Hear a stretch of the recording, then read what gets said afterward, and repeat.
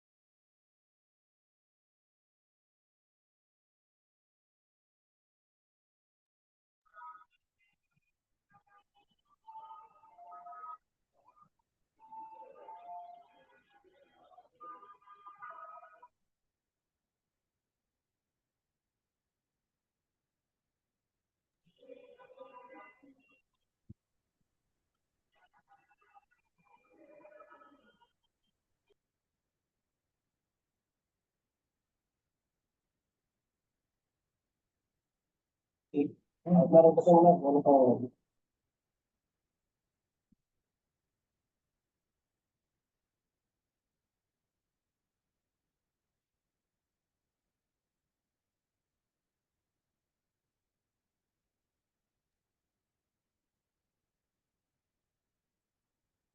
আসসালামু আলাইকুম। আমরা ঠিক 10টায় শুরু করতে চাই।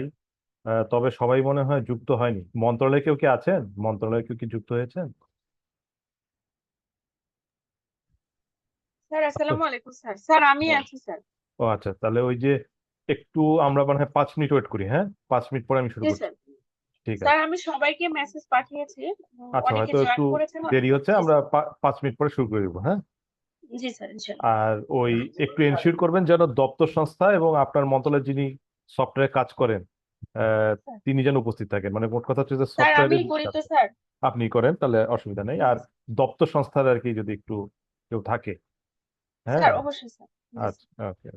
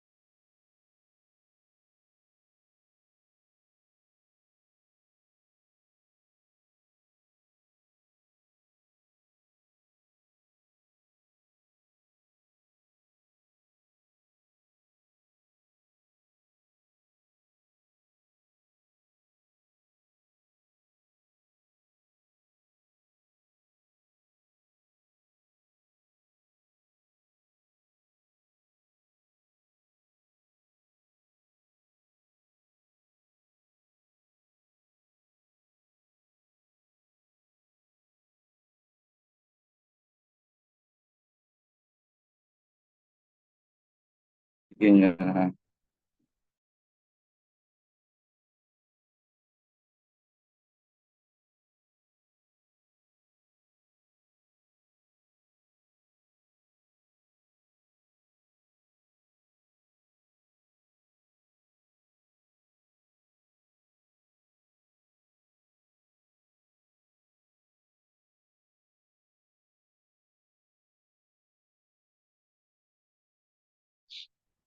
ফাইজুল, আমি ফাইজুলের দৃষ্টি আকর্ষণ শুরু করছি। আসসালামু আলাইকুম স্যার। ফাইজুল আছো? স্যার কি আমি আছি মিটিং স্যার। শুরু হ্যাঁ, ভালো আছো না? স্যার এই যে শুরু করবো না? স্যার আমি আমি শুরু করতে যাচ্ছিলাম স্যার, মানে সবাই যুক্ত হয়নি তো এই জন্য একটু 5 মিনিট সময় দিয়েছি স্যার। আচ্ছা স্যার আচ্ছা, এখন এখন শুরু করা যায় স্যার। 40 তো হয়ে গেছে, হ্যাঁ 41। স্যার স্যার স্যার, আপনি কি প্রথমে কিছু বলবেন নাকি স্যার আমি শুরু করে দেবো স্যার? না, শুরু করো, আমি তোমাকে স্যার বললাম ঠিক শুরু আছে করার স্যার। জন্য। Thank sir you. তাহলে ধন্যবাদ স্যার। তাহলে আমি স্যার শুরু করছি। প্রথমে আমার জি। পরিচয়টা দিয়ে নিচ্ছে। আমি মোহাম্মদ ফাউজুল কবির, উপসচিব, মন্ত্রিপরিষদ বিভাগ। আমি এপিএ বাস্তবায়ন পরিবীক্ষণ 2 অধিশাখায় কাজ করি। এই অধিশাখার একটা অন্যতম কাজ হচ্ছে আপনার এই সফটওয়্যারে আসলে সফটওয়্যার বিস্তৃতিটা, অর্থাৎ আপনার আমরা যেন দেশব্যাপী এই সফটওয়্যারটা বিস্তৃতি করে দিতে পারি। এটা আমাদের অধিশাখা থেকে আসলে এই কাজটা করা হয়। তো আজকে আমরা যে সফটওয়্যার নিয়ে ট্রেনিংটা করব, সফটওয়্যার নিয়ে ট্রেনিং এর অর্থ এই না যে আসলে শুধুমাত্র টেকনিক্যাল বিষয়টাই আলোচনা হবে। আসলে আপনার একটা সফটওয়্যার তৈরি করা হয় কি জন্য? সফটওয়্যার তৈরি করা হয় আপনি যে নীতিমালা তৈরি করছেন, যে নির্দেশিকা তৈরি করছেন, সেটাকে আপনি কিভাবে বিভিন্ন অফিসের ক্ষেত্রে এটাকে প্রয়োগ করবেন, কিভাবে এটাকে অ্যাপ্লাই করবেন। তো সেই অনুসারে সফটওয়্যার তৈরি হয়। কাজেই সফটওয়্যারটা যখন তৈরি হয়, আপনাদেরকে জানতে হবে সফটওয়্যার কোথায় কি আছে। অর্থাৎ এটা এমন এতই সহজ জিনিস যে আপনার ধরেন যে আপনি বাসায় যে টিভি ইউজ করেন, সেটা রিমোটটা কিভাবে ইউজ করবেন, অনেকটা এই টাইপের আপনার লার্নিংটা হলেই হবে। তো আপনাদের অনেকেই এর মধ্যে আছেন যে আগে আমাদের সঙ্গে এরকম ট্রেনিং করেছেন, কাজে আপনাদের একটা অভিজ্ঞতা আছে। আবার অনেকেই আছেন যে আগে ট্রেনিং পাননি। তো যার ফলে কিছুটা নলেজের গ্যাপ আছে আর কি। কারো হয়তো একটু বেশি জানা আছে, কারো কম জানা আছে। তো আমরা আজকে মূল ফোকাসটা হবে এইখানে যে আমাদের অফিসগুলো কেউ কেউ পিছিয়ে পড়েছে। হ্যাঁ অবশ্যই আছে। আপনার আমি এখনো চেক করিনি আপনাদের। আমরা আসলে গত 2 দিন এপি এর ব্যাপারে 2টা ওয়ার্কশপ করেছি দিন মানে আপনার সন্ধ্যার দিকে আমাদের মন্ত্রিপরিষদ সচিব স্যার ছিলেন। তো সেই প্রোগ্রাম নিয়ে আমরা অনেক ব্যস্ত ছিলাম। তো যার ফলে আপনাদের যে অবস্থাটা কি এটা আমরা আসলে আগে থেকে মনিটর করতে পারিনি। তবে আজকে আমরা এই ট্রেনিং এর মাঝেই আসলে মনিটর করে দেখব এবং সেটা আলোচনা করব যে আমাদের অবশ্যই কিছু না কিছু সমস্যা আছে। সেই সমস্যাগুলোকে আমরা কিভাবে ওভারকাম করব। আজকে যদি সরি, আজকে যদি কারো মানে কোনো সমস্যা দেখা দেয়, তাহলে সেটার জন্য কোনো তিরস্কারের কোনো বিষয় নেই। আসলে বিষয়টা হচ্ছে যে তাকে সেই অবস্থা থেকে কিভাবে আমরা একটা সমান্তরাল পজিশনে নিয়ে আসা। এপিএ তো আপনারা জানেন যে একটা সময়ের ট্রেনের মতো। আপনি সময়ের ট্রেনটা মিস করেছেন, একবারই মিস হয়ে যাবে। ওই ট্রেন আগাতেই থাকবে, আপনি আর ধরতে পারবেন না। তো সেই পরিস্থিতিটা আসলে কিভাবে তৈরি হচ্ছে আমাদের সফটওয়্যারে দেখলেই আপনারা বুঝতে পারবেন। তো সেইটা নিয়ে আমার আলোচনা। তো আমি স্যারের অনুমতি নিয়ে আমি শুরু করতে যাচ্ছি। একবারে আমি সফটওয়্যার ঢুকে যেতে যাচ্ছি। এই সফটওয়্যারে কোথায় কতটুকু কিভাবে কি দেখা যায় সেটা আমরা প্রথমে একটু দেখি। আমি স্ক্রিনটা শেয়ার করছি। আশা করি আপনারা দেখতে পাবেন। না দেখতে পারলে আমাকে জানাবেন, নইলে কিছু বলার দরকার নেই। জি। এই মুহূর্তে আমি আসলে লগ ইন করে আছি আমাদের ক্যাবিনেটের যেটা অ্যাকাউন্ট সেটা। হ্যাঁ মানে আমি আগে থেকে লগ ইন করে আছি সময়টা বাঁচানোর জন্য। তো আমি আজকে খুব চেষ্টা করব যে আমাদের অ্যাকাউন্ট থেকে কিছু দেখাবো না। আপনাদেরকে একটা কনফিডেন্স দেওয়া, এই কারণে যে আমাদের অ্যাকাউন্ট আসলে কোনো দরকারই নাই। মানে ক্যাবিনেট যে অ্যাকাউন্টটা ইউজ করে সেই অ্যাকাউন্টটা আপনাদের কোনো দরকার নেই। আপনাদের অ্যাকাউন্টেই সকল ক্ষমতা দেওয়া আছে, সেটাই আমি আসলে দেখাতে চাই। এই জন্য শুধু আমাদের অ্যাকাউন্টটা আপনাদেরকে একটু দেখালাম। এই মেনুগুলো আমাদের একই অ্যাকাউন্টে থাকে, আর আপনাদের অ্যাকাউন্টে থাকে হচ্ছে এই মেনুগুলো। অলমোস্ট সবগুলোই আছে, 2-1টা বাদে। সেই 2-1টা এতটাই অগুরুত্বপূর্ণ যে আপনাদের আসলে না জানলেও চলবে। এই টাইপের কিছু গুরুত্বপূর্ণ সরি, তো গুরুত্বপূর্ণ কিছু আহ মানে কোনো গুরুত্বপূর্ণ মেনু বাদ পড়েনি আর কি। আপনাদের অ্যাকাউন্টে সবগুলোই আছে। এখন আমি ঢুকে আছি এখানে স্বাস্থ্যসেবা বিভাগের অ্যাকাউন্টে। ঠিক আছে, স্বাস্থ্যসেবা বিভাগের অ্যাকাউন্ট। এবং আমি আরেকটা অ্যাকাউন্টে লগ ইন করে আছি, সেটা হচ্ছে স্বাস্থ্য অধিদপ্তরের অ্যাকাউন্ট। অর্থাৎ একটা মন্ত্রণালয়ের অ্যাকাউন্টে লগ ইন করে আছি, আর একটা আমি দপ্তর সংস্থার অ্যাকাউন্টে লগ ইন করে আছি। তো আমি চেষ্টা করব পুরা সেশনটাই আপনার মন্ত্রণালয় বা আপনাদের অ্যাকাউন্ট থেকে দেখানো, তাহলে আপনাদের একটা কনফিডেন্স চলে আসবে। অনেকেরই ধারণা আছে যে এটা মানে ক্যাবিনেট ডিভিশনের অ্যাকাউন্টে এই ক্ষমতাটা দেওয়া আছে, আমাদের অ্যাকাউন্টে নাই। বিষয়টা তা না। তো আরেকটা বিষয় প্রথমে বলে নেই, সেটা হচ্ছে যে আমাদের এই জুম মিটিংটা রেকর্ড হচ্ছে। তো আমি চেষ্টা করব আমাদের মিটিংটা শেষ হয়ে গেলে আজকে রাতের মধ্যেই আপনাদের এটা, আমাদের যে সফটওয়্যার নোটিশ বোর্ডটা আপনারা দেখেন লগ ইন করার আগে, আমি আপনাদেরকে একটু দেখাই নিই প্রথমেই। সরি,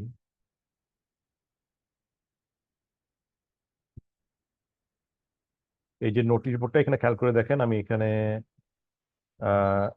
10ই জুলাই, না সরি এটা না, এই যে এপিএমএস রিফ্রেশার্স প্রশিক্ষণ অংশগ্রহণে বস্ত্র পাট মন্ত্রণালয়, এটা কিন্তু 25 তারিখে হয়েছিল, আমরা এটা আপলোড করে দিয়েছি। একইভাবে আপনারাও আজকের এই রেকর্ডিংটা আপনাদের এই নোটিশ বোর্ডে আজকে রাতের মধ্যেই পেয়ে যাবেন। কাজে আমি যেটা বলতে চাচ্ছি যে আপনাদের ওই নোট নেওয়ার জন্য খুব বেশি সময় নেওয়ার দরকার নেই।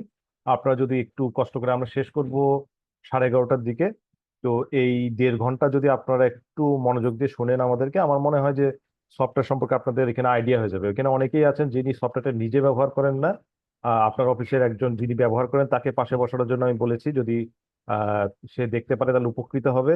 এবং আপনি দেখতে পারলে তাকে বলতে পারবেন কেন এটা তো করা যায়, আপনার একটা নলেজ তৈরি হবে। আবার অনেকেই আছেন যে এখানে অফিসার নিজেই হাতে কাজ করেন। আমি অনেক ক্ষেত্রে দেখেছি কিছু কিছু অফিসে অফিস প্রধান নিজেই কাজ করেন। তো যার যেটা যেভাবে সুবিধা আপনারা সেটাকে অ্যাপ্লাই করতে পারেন। তো প্রথমে আমি দেখাতে চাচ্ছি আপনাদের অফিসগুলোর অবস্থা কি, সেই অ্যাকাউন্টটা আমি দেখাতে চাচ্ছি মন্ত্রণালয়ের অ্যাকাউন্ট থেকে।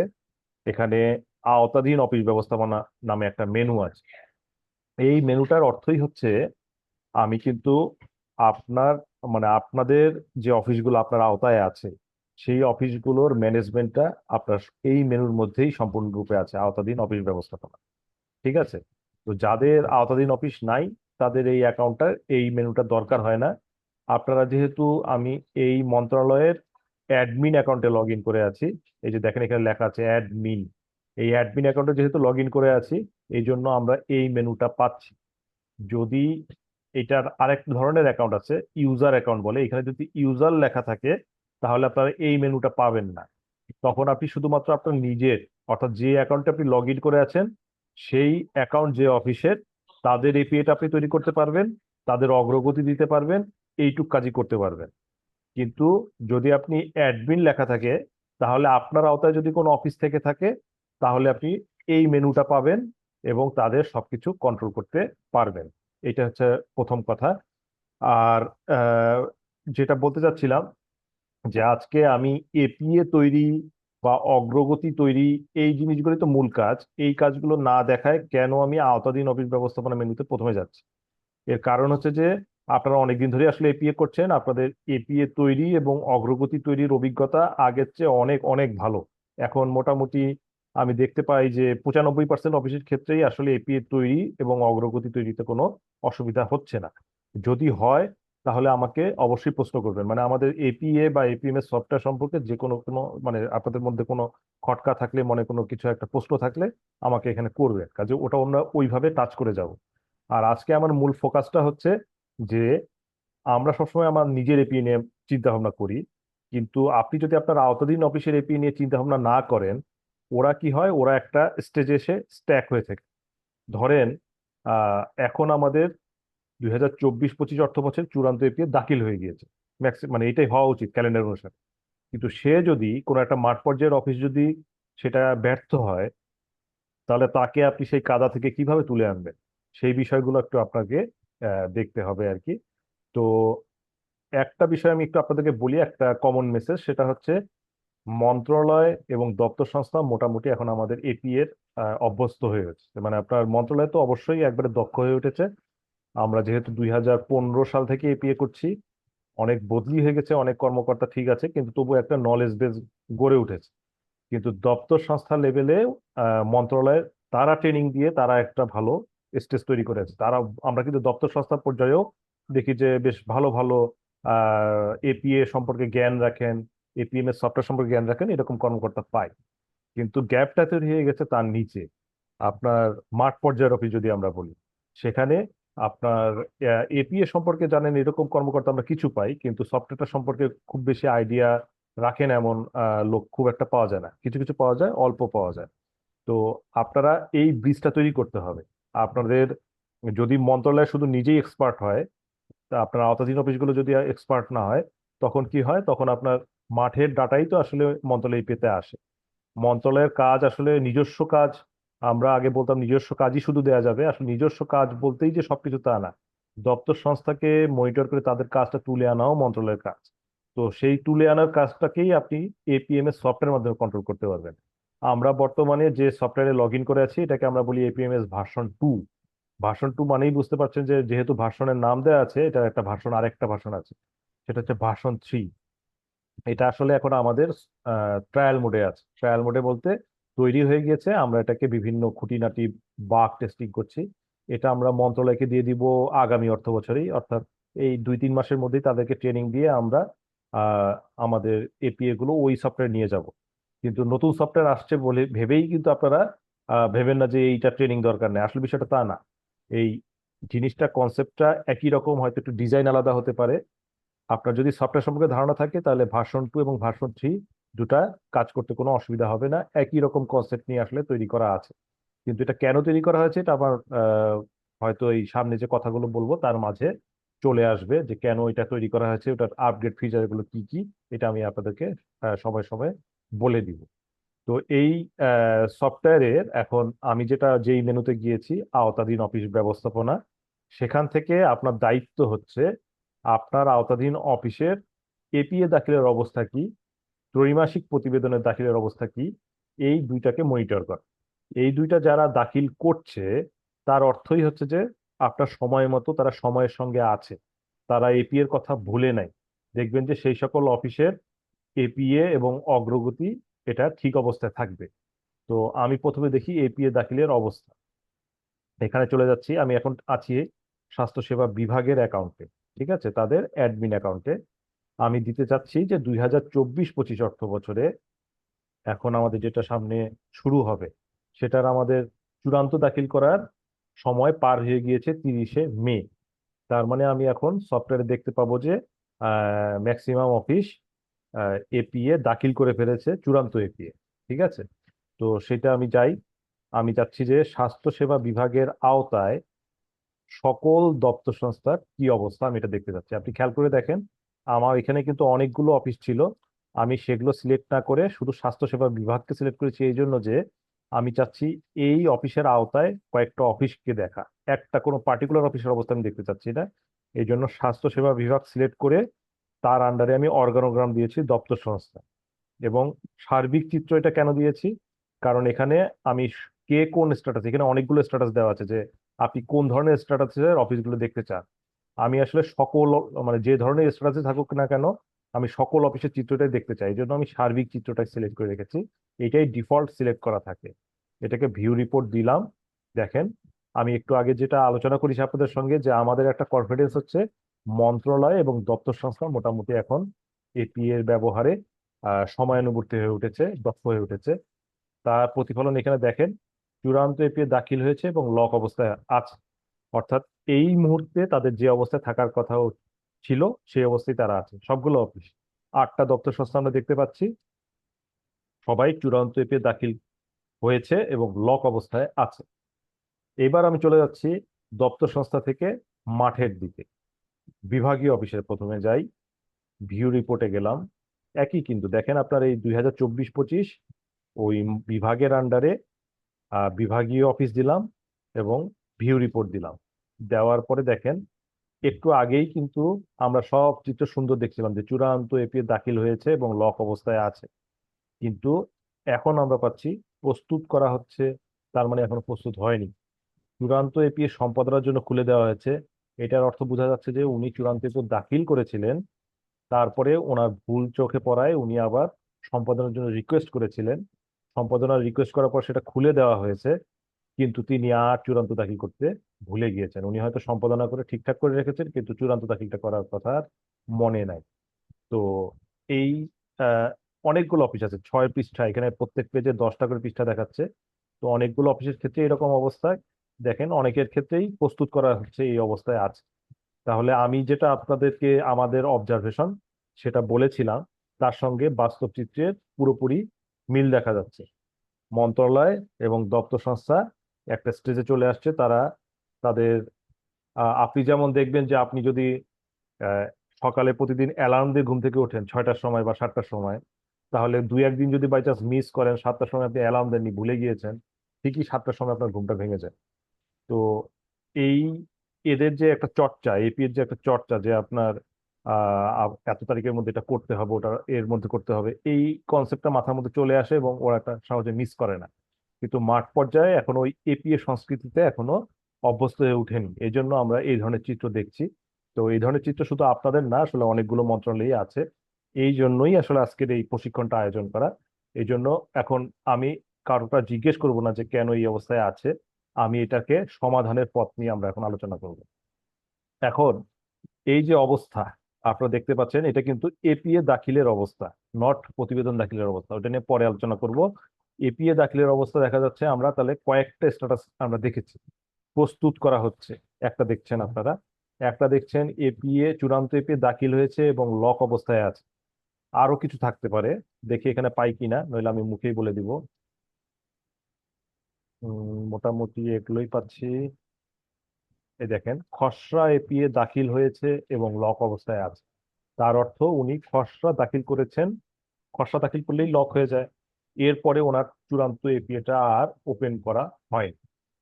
তাহলে এক একজন এক এক স্ট্যাটাসে কেন থাকলো, এটা একটু প্রথমে আলোচনা করে নেই। আপনারা একটু মনোযোগ দিয়ে শুনেন।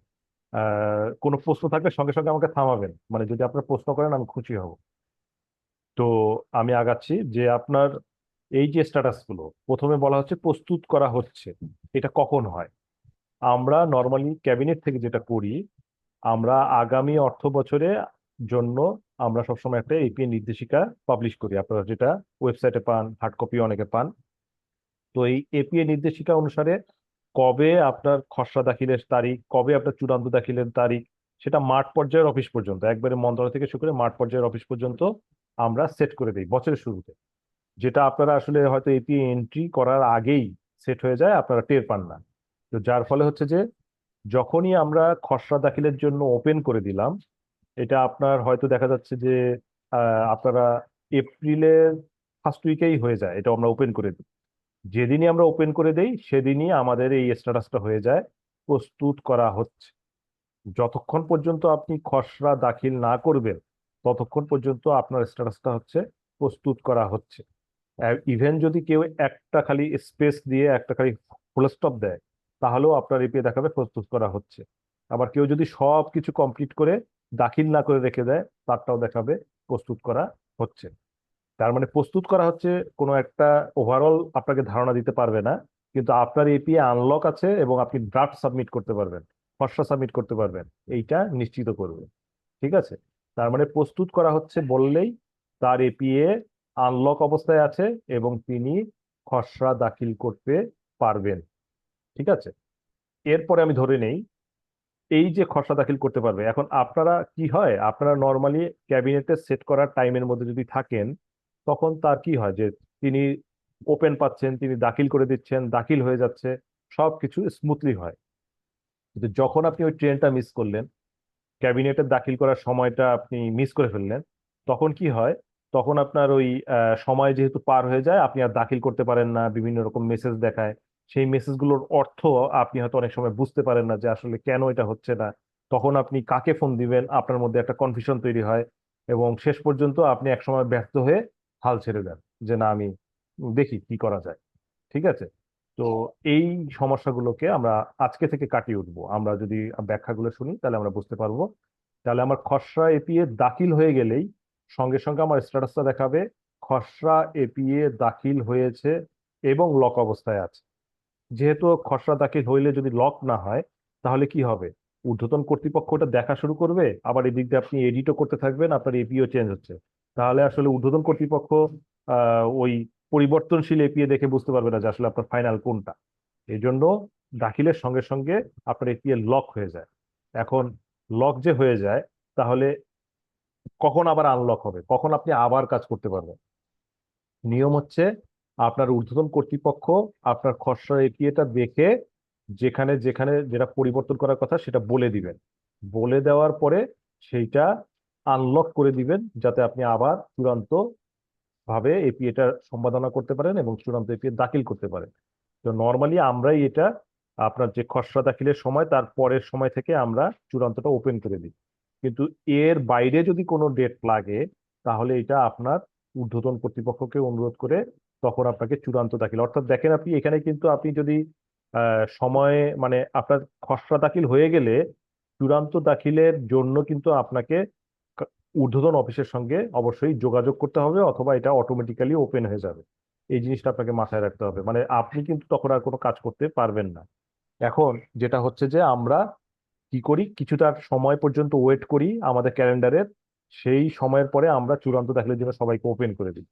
তো অনেক ক্ষেত্রে আপনার সেই কারণেই এটা তখন ওপেন পান, এবং তো আপনি ঊর্ধ্বতন কর্তৃপক্ষের প্রয়োজনীয় নির্দেশনা অনুসারে আপনার পরিবর্তনগুলো করে আপনার চূড়ান্ত এপিএ দাখিল করে দেন। এইভাবেই প্রসেসটা হয়। কিন্তু যেহেতু এখনো দেখা যাচ্ছে যে আপনার ক্যাবিনেটে নির্ধারিত সময়ে অনেকেই এটা করতে পারেননি, তখন আমাদের করণীয় কি সেটা একটু আপনাদেরকে বলি। এই যে প্রস্তুত করা হচ্ছে, আপনারা একটু আগেই বলেছি যে এটা যেহেতু আনলক অবস্থায় আছে, কাজেই তিনি এখনই লগ ইন করে, এই অফিস জাতীয় মানসিক স্বাস্থ্য ইনস্টিটিউট তারা এখনই লগ ইন করে এপিএটা তৈরি করতে পারবে এবং খসড়া দাখিল করে ফেলতে পারবে। কিন্তু যখন খসড়া দাখিল করে ফেলবে তখন তার স্ট্যাটাসটা হবে এই রকম: খসড়া এপিএ দাখিল হয়েছে এবং লক অবস্থায় আছে। এই অবস্থায় তো আর ক্যাবিনেট ওপেন করে দিবে না, কারণ ক্যাবিনেটের ওপেন করার সময় চলে গিয়েছে। কাজেই আপনার এপিএ কিন্তু আর আনলক হবে না এবং আপনি চূড়ান্ত দাখিল করতে পারবেন না। তখন কি করতে হবে? তখন আপনাকে ঊর্ধ্বতন কর্তৃপক্ষকে ফোন করতে হবে।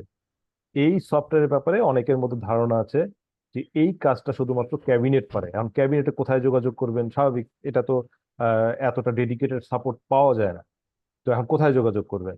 কিন্তু আসলে এটা ভুল ধারণা। এই ধারণাটাই আপনাদের কাছে ট্রান্সফার করতে চাই যে আমাদের সফটওয়্যারের যে মেকানিজমটা করা আছে সেটা হচ্ছে, যে অফিসের এপিএ আপনি যার সঙ্গে এপিএ তৈরি করেন সেই অফিসের পুরাপুরি কন্ট্রোল দেওয়া আছে আপনার এপিএ কে লক বা আনলক করা। তো আমরা যখন এই কাজটা করলাম 2-3 বছর আগে, যে আমরা ঊর্ধ্বতন অফিসকে আপনাদের সকল পাওয়ার দিয়ে দিলাম যে আপনাদের এপিএ লক আনলক করা যাবে, তখন আবার কি হলো? তখন আমরা দেখলাম যে এই যে ঊর্ধ্বতন অফিস, সেখানে আবার এমন কিছু লোক মানে এটা কাজ করেন, তারা আসলে এপিএমএস সফটওয়্যার সম্পর্কে দক্ষ না। তখন ওনাকে ফোন করে বলছেন যেটা আনলক করে দেওয়ার জন্য, উনি কিন্তু আসলে কিভাবে করতে হয় জানেন না। তখন আমরা চিন্তা করলাম তাহলে কি করা যায়। তখন যেটা করা হয়েছে যে আপনার ঊর্ধ্বতন অফিস শুধু না, তিনি মানে আপনার লাইন মিনিস্ট্রির যতগুলো আপনার ঊর্ধ্বতন অফিস আছে, যদি উপজেলা অফিস হয় তাহলে জেলা অফিস, তার উপরে বিভাগীয় অফিস বা আঞ্চলিক অফিস, তার উপরে দপ্তর সংস্থা, তার উপরে মন্ত্রণালয়, তার উপরে ক্যাবিনেট, এই সবগুলো অ্যাকাউন্টে আপনাদের কন্ট্রোল দিয়ে দেওয়া হয়েছে। তো আপনি যদি কোনো কারণে বাই চান্স এরকম ফেল করেন যে আপনার ঊর্ধ্বতন অফিস পারছে না, তখন তার ঊর্ধ্বতন অফিসকেও আপনি বলতে পারবেন, আবার তার ঊর্ধ্বতন অফিসকেও আপনি বলতে পারবেন। অর্থাৎ লাইন মিনিস্ট্রির সকল অফিসের অ্যাকাউন্টে আপনার ব্যাপারে এই কন্ট্রোলটা দেওয়া আছে। এটা সুবিধাটা কি? আপনি মাল্টিপল সাপোর্টের জায়গা পাচ্ছেন। আপনি মাল্টিপল অফিসে নক করতে পারছেন যে আমার এপিএটা একটু ঠিকঠাক করে দাও। আর অসুবিধাটা কি? অসুবিধাটা হচ্ছে যে এই কন্ট্রোল যদি থাকে তাহলে যথেচ্ছ ব্যবহার হতে পারে। তখন ওই লক আনলক ইচ্ছা মতো করে যখন তখন এডিট করে নেওয়া যেতে পারে। তো এইটার জন্যই ক্যাবিনেট একটা সময় এই কন্ট্রোলগুলো আপনাদের অ্যাকাউন্ট থেকে তুলে দিবে। কিন্তু যেহেতু ওই যে বললাম এপিএ সংস্কৃতিটা মাঠ পর্যায়ে এখনো যথেষ্ট স্ট্রং না, এই জন্য আমরা এটাকে আপাতত ওপেন রাখবো এবং আমাদের কাজ হবে, আমি এখন আমাদের অ্যাকাউন্টে যাব, সেখানে একটা জিনিস আপনাদেরকে দেখাতে চাচ্ছি। আমাদের ক্যাবিনেটের অ্যাকাউন্টে একটা অংশ আছে অডিট। এই অডিটে গিয়ে আমরা দেখতে পারি যে কোনো মন্ত্রণালয়ের আহ, আচ্ছা লোড হতে একটু সময় লাগছে, যাই হোক, যে কোনো একটা অফিসে আপনি কি কি কমান্ড এক্সিকিউট করেছেন, মানে সেটা ভিউ টাইপের না। ধরেন একটা সফটওয়্যারের পরিবর্তন আসে কি কি করলে, আপনি কোনো কিছু অ্যাড করলে, কোনো কিছু এডিট করলে বা কোনো কিছু ডিলিট করলে, এই কমান্ডগুলো কোন টাইমে কোন অ্যাকাউন্ট থেকে কোন আইপি থেকে কি ধরনের ব্রাউজার ইউজ করে আপনি ব্যবহার করলেন সেটা আমরা এখানে লিস্ট আকারে দেখতে পাই। তো কোনোটা যদি আমাদের আনইউজুয়াল মনে হয় তখন আমরা সেটার ব্যাপারে আহ তলব করতে পারি যে কেন এই কমান্ডটা দেওয়া ছিল বা এরকম কি, এই ধরনের আমরা তলব করতে পারি। তো সেটা কি ধরনের জিনিসগুলো আমরা তলব করব সেটার ব্যাপারে আমি সামনে যখন আগাবো তখন আরো বিস্তারিত বলবো। তো আপাতত আমরা এই পদ্ধতিতে আগাচ্ছি, অর্থাৎ আপনাদের অ্যাকাউন্টে সম্পূর্ণ ক্ষমতা দিয়ে আমরা শুধু মনিটরিং করছি। কিন্তু যখন আপনারা অভ্যস্ত হয়ে উঠবেন তখন আপনাদের অ্যাকাউন্টে এই কন্ট্রোল গুলোই আর থাকবে না, চলে যাবে। অনেক কিছু কিছু কন্ট্রোল থাকবে, কিছু কিছু থাকবে না আর কি, এই টাইপের হয়ে যাবে আর কি। তা আমি আবার আপনাদের অ্যাকাউন্টে ফিরে আসছি। তো এই খসড়া এপিএ দাখিল হয়েছে এবং লক অবস্থায় আছে, তাকে এই সমস্যা থেকে উদ্ধার করতে গেলে আপনাকে খসড়া এপিএ দাখিল কিভাবে আপনি এখন তাকে চূড়ান্ত পর্যায়ে নিয়ে যাবেন সেটা আপনাকে বুঝতে হবে। এইটা আলোচনা করি। আপনারা একটু খেয়াল করে দেখবেন যে এপিএ দাখিল করুন যে বাটনটা থাকে আপনাদের অ্যাকাউন্টে, আপনি তো এখান থেকে এপিএ দাখিল করেন। তো খসড়া এপিএ যখন দাখিল করেন তার নিচেই একটা আছে সম্পাদনার জন্য অনুরোধ করুন। এই সম্পাদনার জন্য অনুরোধ করুন বাটনটা ইউজ করে আপনি আপনার খসড়া এপিএ আবার ওপেন করে নিতে পারেন, কিন্তু আপনার এখন আহ, সেই দরকার নাই, কারণ আপনি অলরেডি খসড়া এপিএ দাখিল করেছেন এবং লক অবস্থায় আছেন। আপনার এটা দরকার নাই, তবুও আমি এটা বুঝাই দিচ্ছি এই জন্য যে দেখেন এটা আপনাদের দরকার হতে পারে, যে সম্পাদনার জন্য অনুরোধ করুন। এই সম্পাদনার জন্য অনুরোধ করুন, এই রিকোয়েস্টটা কোথায় যায়? আপনি যদি রিকোয়েস্ট করেন তাহলে এটা জাস্ট আপনি যার সঙ্গে এপিএস সাইন করেন তার অ্যাকাউন্টে যায়, অন্য কারো অ্যাকাউন্টে না। আমি যে একটু আগে বলেছিলাম যে আপনার লাইন মিনিস্ট্রির সকল অফিসের কাছে আপনার কন্ট্রোল আছে, কিন্তু এই সম্পাদনার জন্য অনুরোধটুকু শুধুমাত্র আপনার ঊর্ধ্বতন অফিসের কাছে যায়। ঠিক আছে? এখন এই সম্পাদনার জন্য অনুরোধ করুনের একটা সীমাবদ্ধতা আছে। সেই সীমাবদ্ধতা অনেকে জানেন না বলে অনেক সময় আপনারা আমাদেরকে ফোন করেন যে এটা হচ্ছে না। কেন হচ্ছে না এটা আমি বলি। সম্পাদনার জন্য অনুরোধ করুন এটা ততক্ষণ পর্যন্তই কাজ করে যতক্ষণ পর্যন্ত আপনার এপিএ দাখিলের সময় আছে। কিরকম আমি একটু উদাহরণ দিই, যে ধরলাম 30শে এপ্রিলের মধ্যে আপনার খসড়া এপিএ দাখিল করার সময় নির্ধারণ করা আছে, ক্যাবিনেট থেকেই হোক বা আপনার মন্ত্রণালয় নির্ধারণ করে দেখ, যেটা যেটা যাই হোক। আপনি 25শে এপ্রিল তারিখে আপনার খসড়া এপিএ দাখিল করলেন, তাহলে আপনার এটা লক হয়ে গেল। এখন আপনি দেখলেন যে আপনার এটা ভুল আছে একটা, তখন আপনি 25 বা 26 বা 27 যেটাই হোক, আপনি এই সম্পাদনার জন্য অনুরোধ করুন বাটনে ক্লিক করলে এটা ঊর্ধ্বতন কাছে যাবে, উনি ওকে করে দিলেই আপনার, যেমন ওই রিকোয়েস্ট গুলো আসলে কেমন আকারে আসে আমি একটু দেখা দিই আমাদের অ্যাকাউন্ট থেকে। সম্পাদনার এপিএ সম্পাদনার জন্য প্রাপ্ত অনুরোধ, এই যে দেখেন এই যে এগুলো হচ্ছে সম্পাদনার জন্য রিকোয়েস্ট আসছে কি জন্য ওনারা পাঠিয়েছে। এটা যদি আমরা এই যে তালাটা খালি আনলক করার ক্লিকটা দেই তাহলেই আপনার ওপেন হয়ে যাবে। আর যদি আমরা একটা ক্রস দেই তাহলে এটা আর ওপেন হবে না, মানে এটা খারিজ হয়ে গেল আর কি। ঠিক আছে? এই যে দেখেন লাল বাটনে খারিজ কার্ডটা খারিজ করা হয়েছিল, আর এইটা হচ্ছে আনলক, অর্থাৎ তাহলেই এটা মীমাংসিত হয়ে যাবে, যে অনুমোদিত, তখন এটা অনুমোদিত হয়ে ওইটা আনলক হয়ে যাবে। আবার একটু আপনাদেরকে স্মরণ করে দিই, 30শে এপ্রিলের মধ্যে দাখিলের সময় ছিল, আপনি 25 তারিখে সাবমিট করে 25 বা 26 তারিখে সম্পাদনার রিকোয়েস্ট পাঠিয়েছেন, তখন এটা ওকে করলেই এটা আবার আনলক হয়ে যাবে ঊর্ধ্বতন কর্তৃপক্ষ। কিন্তু 31 তারিখে, অর্থাৎ আমি বলতে চাচ্ছি 30 তারিখের পরের দিন, সেদিন যদি আপনি সম্পাদনের জন্য রিকোয়েস্ট পাঠান তখন আর উনি আনলক করলেও দেখবেন যে আনলক হচ্ছে না। অর্থাৎ নির্ধারিত সময়ের পরে আর সম্পাদনার জন্য রিকোয়েস্ট করা যায় না। এখন আমাদের যে অফিসটা বিপদে পড়েছে, জাতীয় অর্থোপেডিক হাসপাতাল ও পুনর্বাসন প্রতিষ্ঠান, খসড়া এপিএ দাখিল হয়েছে এবং লক অবস্থায় আছে, তাহলে তাকে, যেহেতু আমার খসড়া এপিএ দাখিলের সময় পার হয়ে গেছে, তাহলে ওনাকে পার করতে গেলে আমার একমাত্র উপায় হচ্ছে চূড়ান্ত এপিএটা ওপেন করে দেওয়া। খসড়াকে বারবার ওপেন করা যায় না আমাদের সফটওয়্যারে। খসড়া যে একবার দাখিল করে ফেলেছে তার একটা ফ্ল্যাগ থাকে, আমাদের সফটওয়্যারের মধ্যে একটা ফ্ল্যাগ থাকে, সেটা একবার যখন 0 থেকে 1 হয়ে যায় সেটাকে আর 0-তে ব্যাক করা যায় না। অর্থাৎ খসড়া এপিএ দাখিল একবারই করা যায় সফটওয়্যারে, তবে সম্পাদনার রিকোয়েস্ট যেটা আমি একটু আগে দেখালাম সেটা 2বার আপনি সর্বোচ্চ করতে পারবেন। ঠিক আছে? 2বার সম্পাদনার জন্য রিকোয়েস্ট করলে আবার আপনি খসড়া দাখিল করে দিলে সেটা খসড়া দাখিল হবে। কিন্তু যখনই আপনার এই সম্পাদনার সময়ও পার হয়ে যাবে তখন আপনার এটা খসড়ায় দিয়ে, আর আপনি যদি কমান্ড দেন তাও খসড়ায় দিয়ে দাখিল হবে না। তো তাহলে কি করতে হবে, তাকে তাকে ওপেন করে দেওয়ার জন্য আমাকে চূড়ান্ত এপিএ আনলক করে দিতে হবে, অর্থাৎ চূড়ান্ত এপিএ। আহ একটু আমাকে ক্ষমা করবেন, আমি একটু একটা ফোন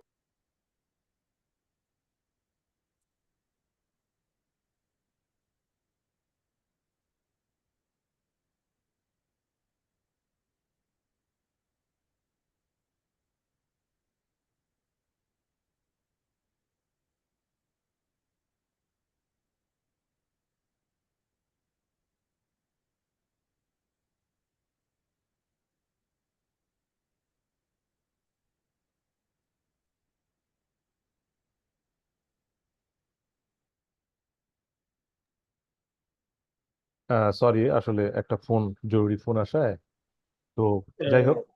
হ্যাঁ, আসসালামু এই আলাইকুম স্যার। স্যার এখন হ্যাঁ কি কোশ্চেন করা যাবে নাকি শেষে করবো স্যার? হ্যাঁ, না এখনই প্রশ্ন করে দেবো, কারণ রিলেটেড প্রশ্ন পরে আর বোঝা যায় না। স্যার হ্যাঁ, অনেক ক্ষেত্রে দেখা যায় যে যেহেতু আমাদের মাঠ পর্যায়ে তারা অভ্যস্ত না স্যার, তো দুবার সম্পাদনা অনুরোধ করে ফেলছে কিন্তু তারপর তাদের প্রবলেমটা আসলে সলভ হয়নি, সেই সলভ হয়। ক্ষেত্রে কি করণীয় স্যার? হ্যাঁ, এটা অনেকটা আপনার তাহলে আমি একটু উত্তর দেই। এটা অনেকটা আপনার এই একই অবস্থা, এখন যে অবস্থা আছে সেই অবস্থায়, অর্থাৎ আপনি খসড়াও করতে পারেন নাই, এখন খসড়া তো আপনি আর ওপেন করে দিতে পারবেন না।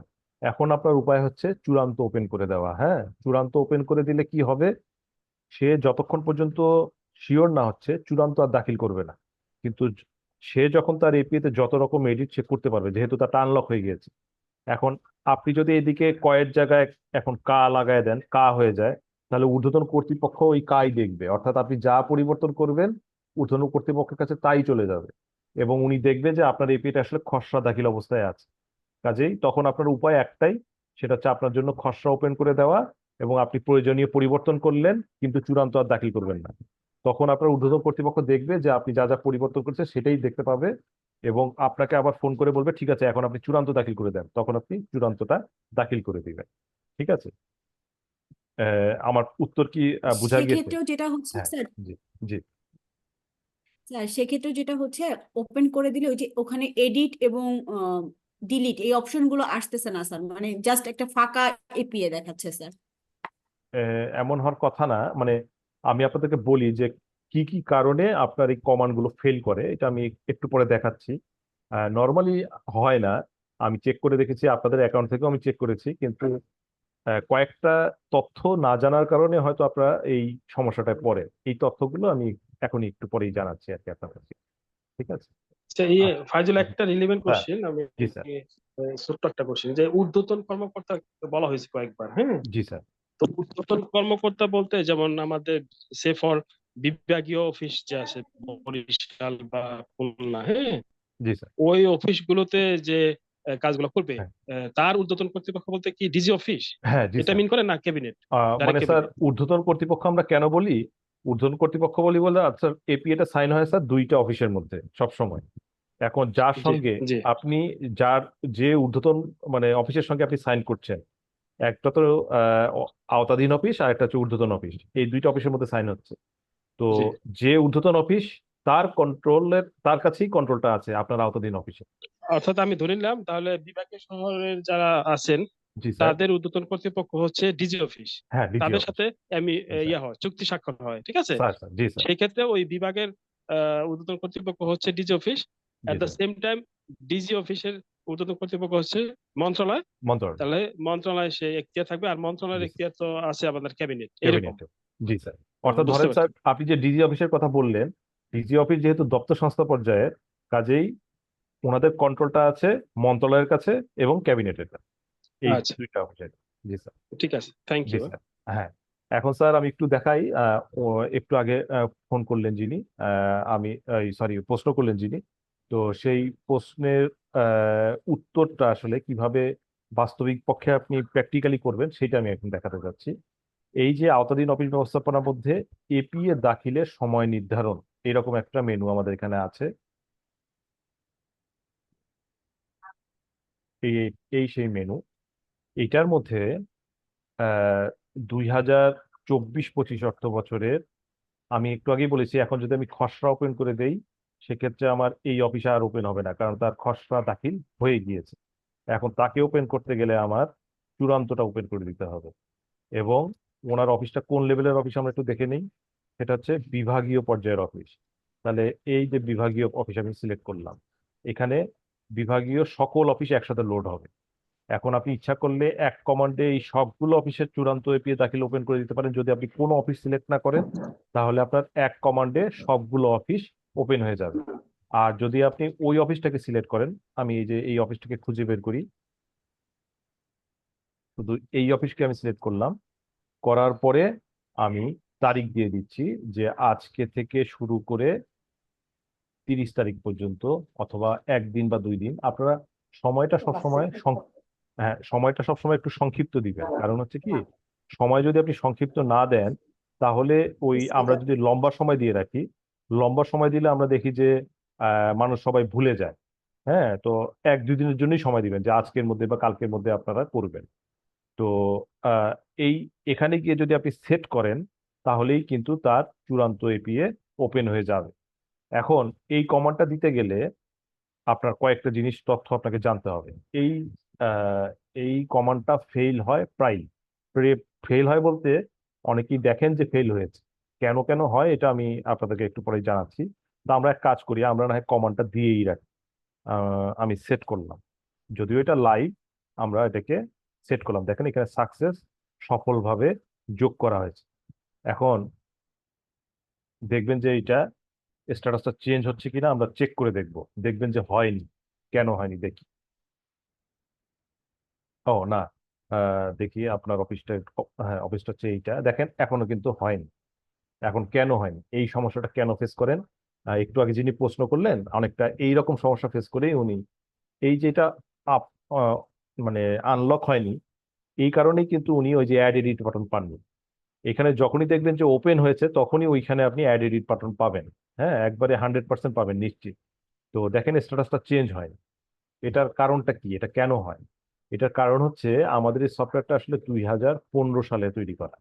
তখন এটা চিন্তা ছিল যে আমরা মন্ত্রণালয়ের সঙ্গে এপিএ করব, এরকম সিদ্ধান্ত নিয়ে আমরা এপিএ শুরু করেছিলাম। পরবর্তীতে আমাদের ধীরে ধীরে এপিএটা এক্সপ্যানশন হয়ে মাঠ পর্যায় পর্যন্ত গিয়েছে। তো এই সফটওয়্যার স্ট্রাকচারটা একটু পুরান ধরনের। হ্যাঁ, আপনি একসাথে কয়েকটা কমান্ড দিলে একসাথে এক্সিকিউট হয় না, এটা একটা ব্যাচ তৈরি করে। মানে আপনার সবগুলো কমান্ডের একটা ব্যাচ তৈরি হয়। তো আমাদের এখন অফিসের সংখ্যা হয়ে গিয়েছে প্রায় 14,000-এর মতো। ঠিক আছে, তো 14,000-এর মতো অফিস যেহেতু তৈরি হয়ে গিয়েছে, একটু দাঁড়ান। হ্যাঁ, এখন দেখেন এই স্ট্যাটাসটা চেঞ্জ হয়ে গেছে।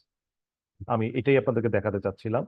14,000 অফিস, তো কেউ না কেউ কমান্ড দিচ্ছেন। এই ক্যাবিনেট কমান্ড দিচ্ছে, কোন অফিস তার আওতাধীন কোন অফিসকে ওপেন করার জন্য কমান্ড দিচ্ছে। এটা একটা লম্বা লিস্ট তৈরি হয়। আমাদের সফটওয়্যার একটা একটা করে এক্সিকিউট করে। যেহেতু এটা বৃদ্ধ সফটওয়্যার 2015, একটু সময় লাগে আর। তো আমরা হিসাব করে দেখেছি এই কমান্ডটা দিতে গেলে আপনার 15 সেকেন্ডের মধ্যে এক্সিকিউট হয়, এরকম রেকর্ড আমাদের কাছে আছে। আবার 7.5 মিনিট লেগেছে হাইয়েস্ট একটা কমান্ড এক্সিকিউট হতে। তো এই জন্য আপনি সবসময় যখন এটাকে ওপেন করে দেওয়ার জন্য বলবেন, বা যে কোনো ঊর্ধ্বতন অফিস যখন ওপেন করে দিবে, তখন ওই প্রান্তে যিনি আছেন তাকে বলবেন যে আপনি 10 মিনিট পরে ট্রাই করেন। আপনারা আমাকে অনেকেই ফোন করেন, আপনাদের কেউ আছেন কিনা আমি জানি না। আমি দেখবেন যে সবসময় বলি যে আপনি 10 মিনিট পরে ট্রাই করেন। হ্যাঁ, এইভাবে বলি। আরেকটা জিনিস বলি, সেটা কি বলি দেখেন আপনারা। ওই যে ওইদিকে যিনি আছেন, যিনি আপনাকে অনুরোধ করেছেন যে আপনি একটু আনলক করে দেন, তো তিনি লগ ইন করেই আছেন। এখন এই যে আমার কমান্ডটা এক্সিকিউট হয়ে গেল, আপনারা দেখেছেন, আমি ধরলাম যে এটা 7 মিনিট পরে এক্সিকিউট হলো। এখন উনি তো লগ ইন করেই আছেন।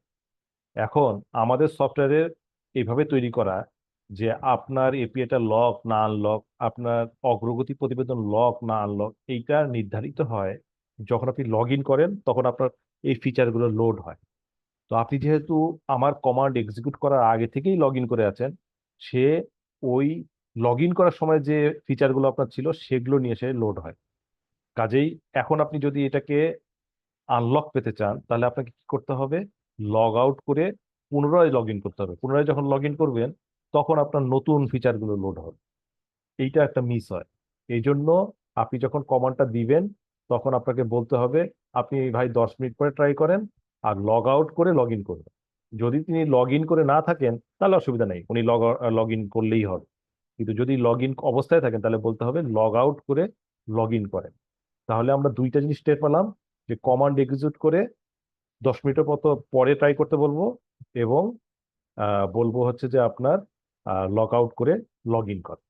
এটা হইলে মোটামুটি আপনি নিশ্চিত থাকেন যে আপনার এই যে এই স্ট্যাটাসটা, অর্থাৎ কমান্ড, আমরা কি করি কমান্ডটা এক্সিকিউট করা সবসময় এই আওতাধীন অফিস ব্যবস্থার মধ্যে এপিএ দাখিলের সময় নির্ধারণ, এখানে আমরা চলে যাই। কিন্তু আসলে এই কমান্ডটা এক্সিকিউট করার আগে শর্ত হচ্ছে আপনার তার অবস্থাটা কি এটা চেক করা। আপনি যদি অবস্থা না জানেন তাহলে আপনি হয়তো ভাবতেছেন আমাকে ওইখান থেকে রিকোয়েস্ট এসেছে আমাকে খসড়াটা ওপেন করে দেন। কিন্তু আপনি যখন স্ট্যাটাসটা দেখলাম যে খসড়া দাখিল হয়ে গেছে, আপনাকে তো আমি বলে দিলাম যে আসলে খসড়া আপনি এখন যতবারই ওপেন করে দেন আর হবে না। তা আপনি কমান্ড এক্সিকিউট করে তখন আপনার হতাশ হয়ে যান যে না আমি কমান্ড এক্সিকিউট করলাম কিন্তু কই খসড়া তো ওপেন হলো না। কারণ আসলে আপনার খসড়া আর ওপেন করার উপায় নাই, আপনাকে চূড়ান্ত ওপেন করে দিতে হবে। ঠিক আছে। আশা করি আমার স্টেপগুলো, এটা আপনার কাছে শুনে কঠিন মনে হতে পারে কিন্তু কয়েকদিন আপনি এটা ইউজ করলে আপনি বুঝে যাবেন আসলে বিষয়টা কি। আর যেহেতু আমি বললাম এখন আপনার মাথায় এটা হয়তো অনেকখানি ঢুকে যাবে যে আসলে কোন স্টেজে কোনটা কি, এবং যদি আমার রেকর্ডটাও পরে দেখেন তাহলেও দেখবেন যে আপনার অনেকখানি সমস্যা সলভ হয়ে যাবে। তো যাই হোক, আহ, এই যে চূড়ান্ত আপনার নিজের চোখেই দেখলেন আমরা আপনাদের অ্যাকাউন্ট থেকে, আর নট আমাদের অ্যাকাউন্ট থেকে, আপনাদের অ্যাকাউন্ট থেকে আমরা তার খসড়া এপিএ দাখিল হয়েছে এবং লক অবস্থায় আছে এই স্ট্যাটাস থেকে চূড়ান্ত এপিএ দাখিলের জন্য খুলে দেওয়া হয়েছে এই স্ট্যাটাসে তাকে আমরা নিয়ে আসলাম। এখন এই অফিসটা যখন লগ ইন করবে তিনি দেখবেন তার অ্যাড এডিট বাটন চলে আসছে, কারণ কি খুলে দেওয়া হয়েছে। আর তিনি যদি এখন খসড়া দাখিল করতে যান তাহলে বলবে তার খসড়া ইতিমধ্যে দাখিল হয়ে গেছে। তিনি যদি চূড়ান্ত দাখিল করতে যান তাহলে চূড়ান্ত দাখিলটা হবে, কারণ দেখেন এটা চূড়ান্ত এপিএ দাখিলের জন্য খুলে দেওয়া হয়েছে। ঠিক আছে। তাহলে এই যে আমরা কোনো একটা অফিসকে অসময়ে অর্থাৎ ক্যাবিনেট নির্ধারিত সময়ের বাইরে লক বা আনলক কিভাবে করব সেই প্রসেসটা পুরোপুরি ক্লিয়ার কিনা, আপনাদের কারো কোনো কনফিউশন থাকলে এই বিষয়টা নিয়ে প্রশ্ন করতে পারেন, নইলে আমি পরবর্তী অংশে যাব, কারণ আমাদের আর মাত্র 45 মিনিট সময় বাকি আছে। কারো কোনো প্রশ্ন আছে কি? Sir thank you sir. হ্যাঁ হ্যাঁ। হ্যাঁ তাহলে কি আমি পরবর্তী কোশ্চেন চলে যাব না, পরবর্তী বিষয়ে চলে যাচ্ছি। ঠিক আছে। পরে আপনারা যদি আর কোনো কনফিউশন থাকে সেই তখন আমার সঙ্গে শেয়ার করবেন। তো আমি এই জায়গায় একটা জিনিস একটু বলতে ভুলে গিয়েছি, সেইটা আপনাদেরকে একটু দেখাই নিতে চাই, কারণ এইটাও আপনাদের দরকার হবে। যে কারণ আপনাদের আওতায় এখন অনেকগুলো অফিস, যেমন স্বাস্থ্য অধিদপ্তরের আওতায় এখন দেখলাম আমি অনেকগুলো অফিস। তো সবাইকে কন্ট্রোল করতে গেলে আপনার এই এই ব্যাপারে একটু দক্ষতা একটু লাগবে। তো এই যে এখানে আমি একটা বিষয় খালি আলোচনা করিনি, এখানে একটা ছোট্ট টিক দেওয়ার বাটন আছে দেখো। ঠিক আছে। এইটা নিয়ে আমি কোনো কিছু বলিই নাই, আমি শুধুমাত্র সময় নির্ধারণ করে দিয়েছিলাম, তাতে আনলক হয়ে গেছে। এখন এই বাটন সম্পর্কে একটু আপনাকে আইডিয়া দিয়ে দিব। এই যে উনি চূড়ান্ত এপিএ দাখিলের জন্য খুলে দেওয়া হয়েছে, উনি তো এখন কাজ করে চূড়ান্ত দাখিল করে দিবেন।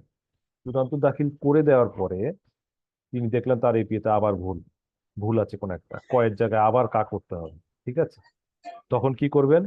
তখন ওনার সবচেয়ে সহজ বুদ্ধি, এপিএ দাখিল করুন থেকে চূড়ান্ত এপিএ সম্পাদনার জন্য অনুরোধ করুন, এইটা দিয়ে দিলেই ওনার ঊর্ধ্বতন কর্তৃপক্ষের কাছে রিকোয়েস্ট যাবে এবং উনি ওটা আনলক করে দিলে আপনি আবার খসড়া 2বার এডিট করা যায়, আর চূড়ান্ত একবারই আপনি এখান থেকে রিকোয়েস্ট করতে পারবেন। খসড়া 2বার রিকোয়েস্ট করতে পারবেন আর চূড়ান্ত শুধু একবারই করা যায়।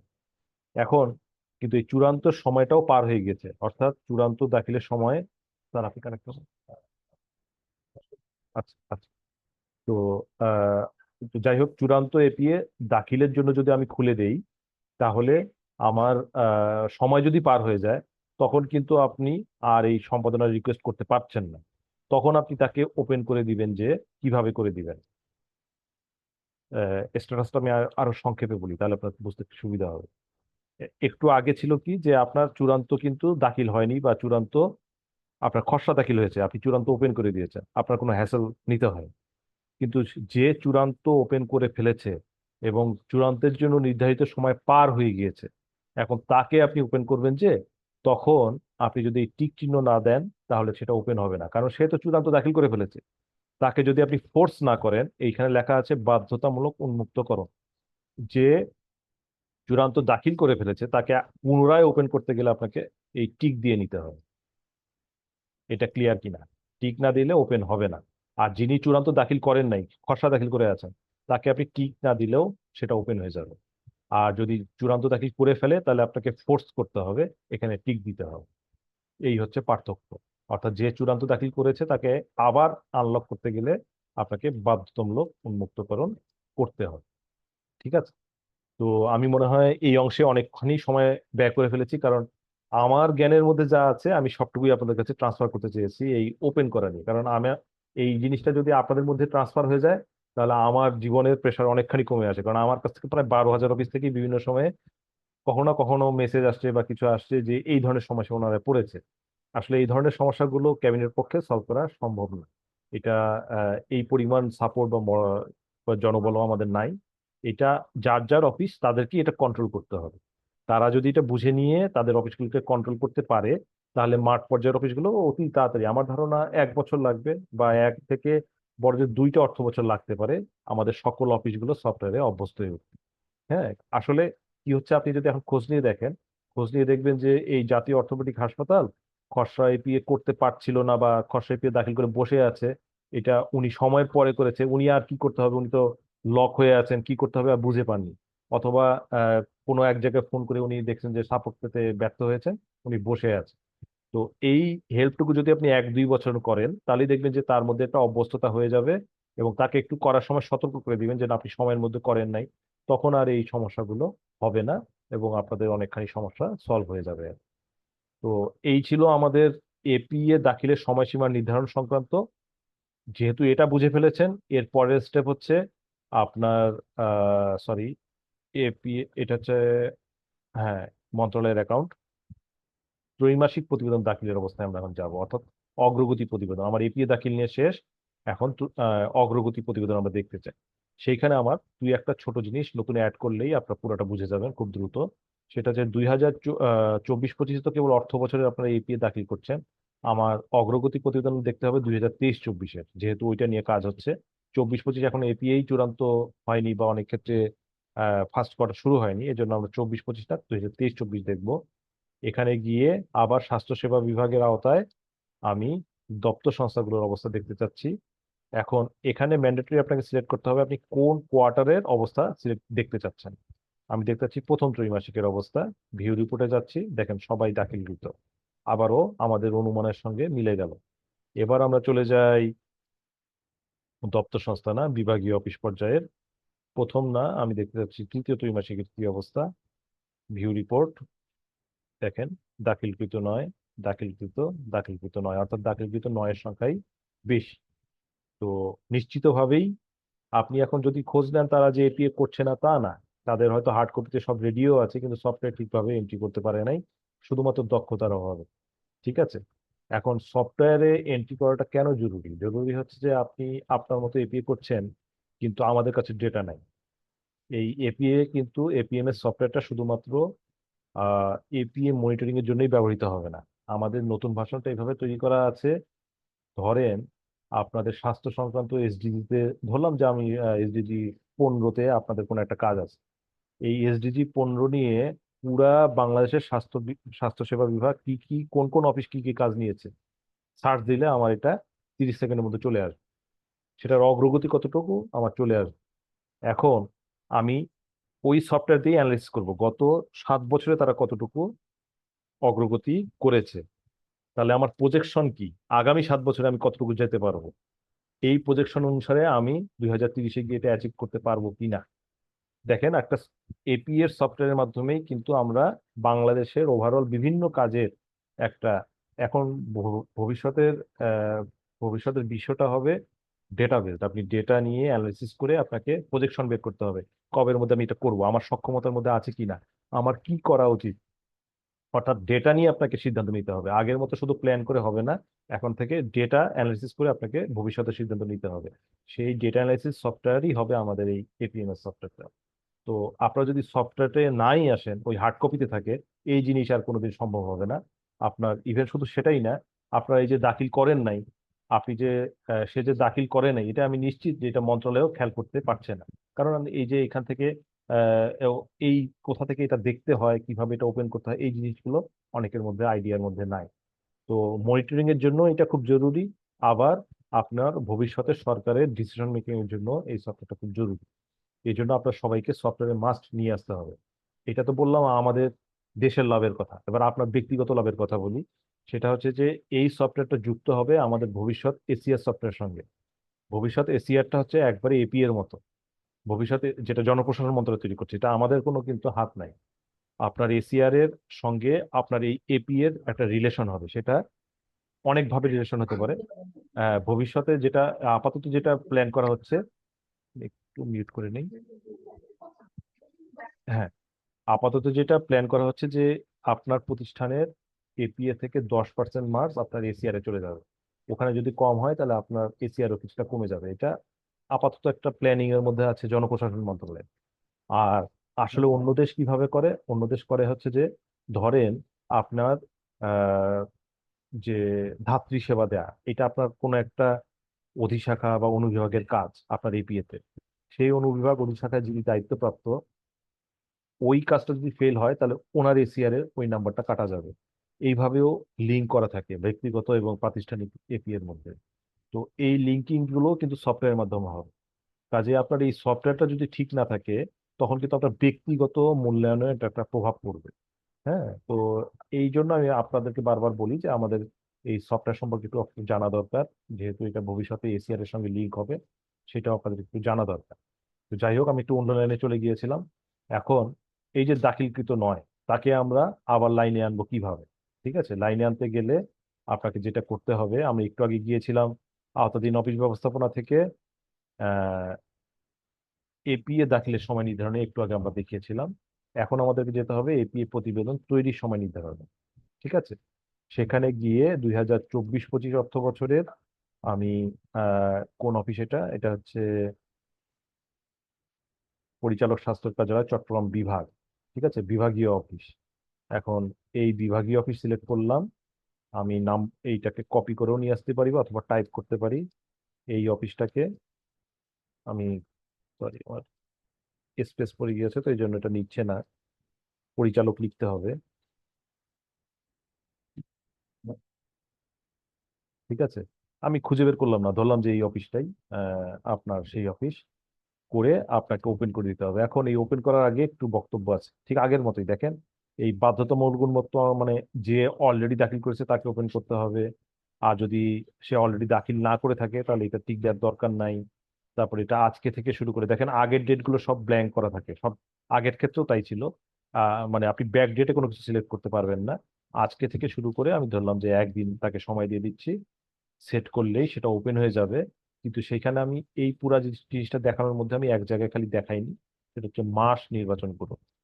এই জায়গায় গিয়ে আমি দেখাইনি এই জন্য যে এখানে একটু ব্যাখ্যা করতে হবে আপনাদেরকে।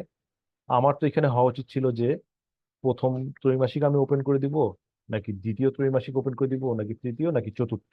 কিন্তু সেটা না দিয়ে এখানে মাস কেন? এটা যদি প্রথম ত্রৈমাসিক বা দ্বিতীয় ত্রৈমাসিক থাকতো তাহলে আপনি আরো সহজে ওপেন করতে পারতেন। প্রথম ত্রৈমাসিক ওপেন করে দিতেন তাহলেই হয়ে যেত।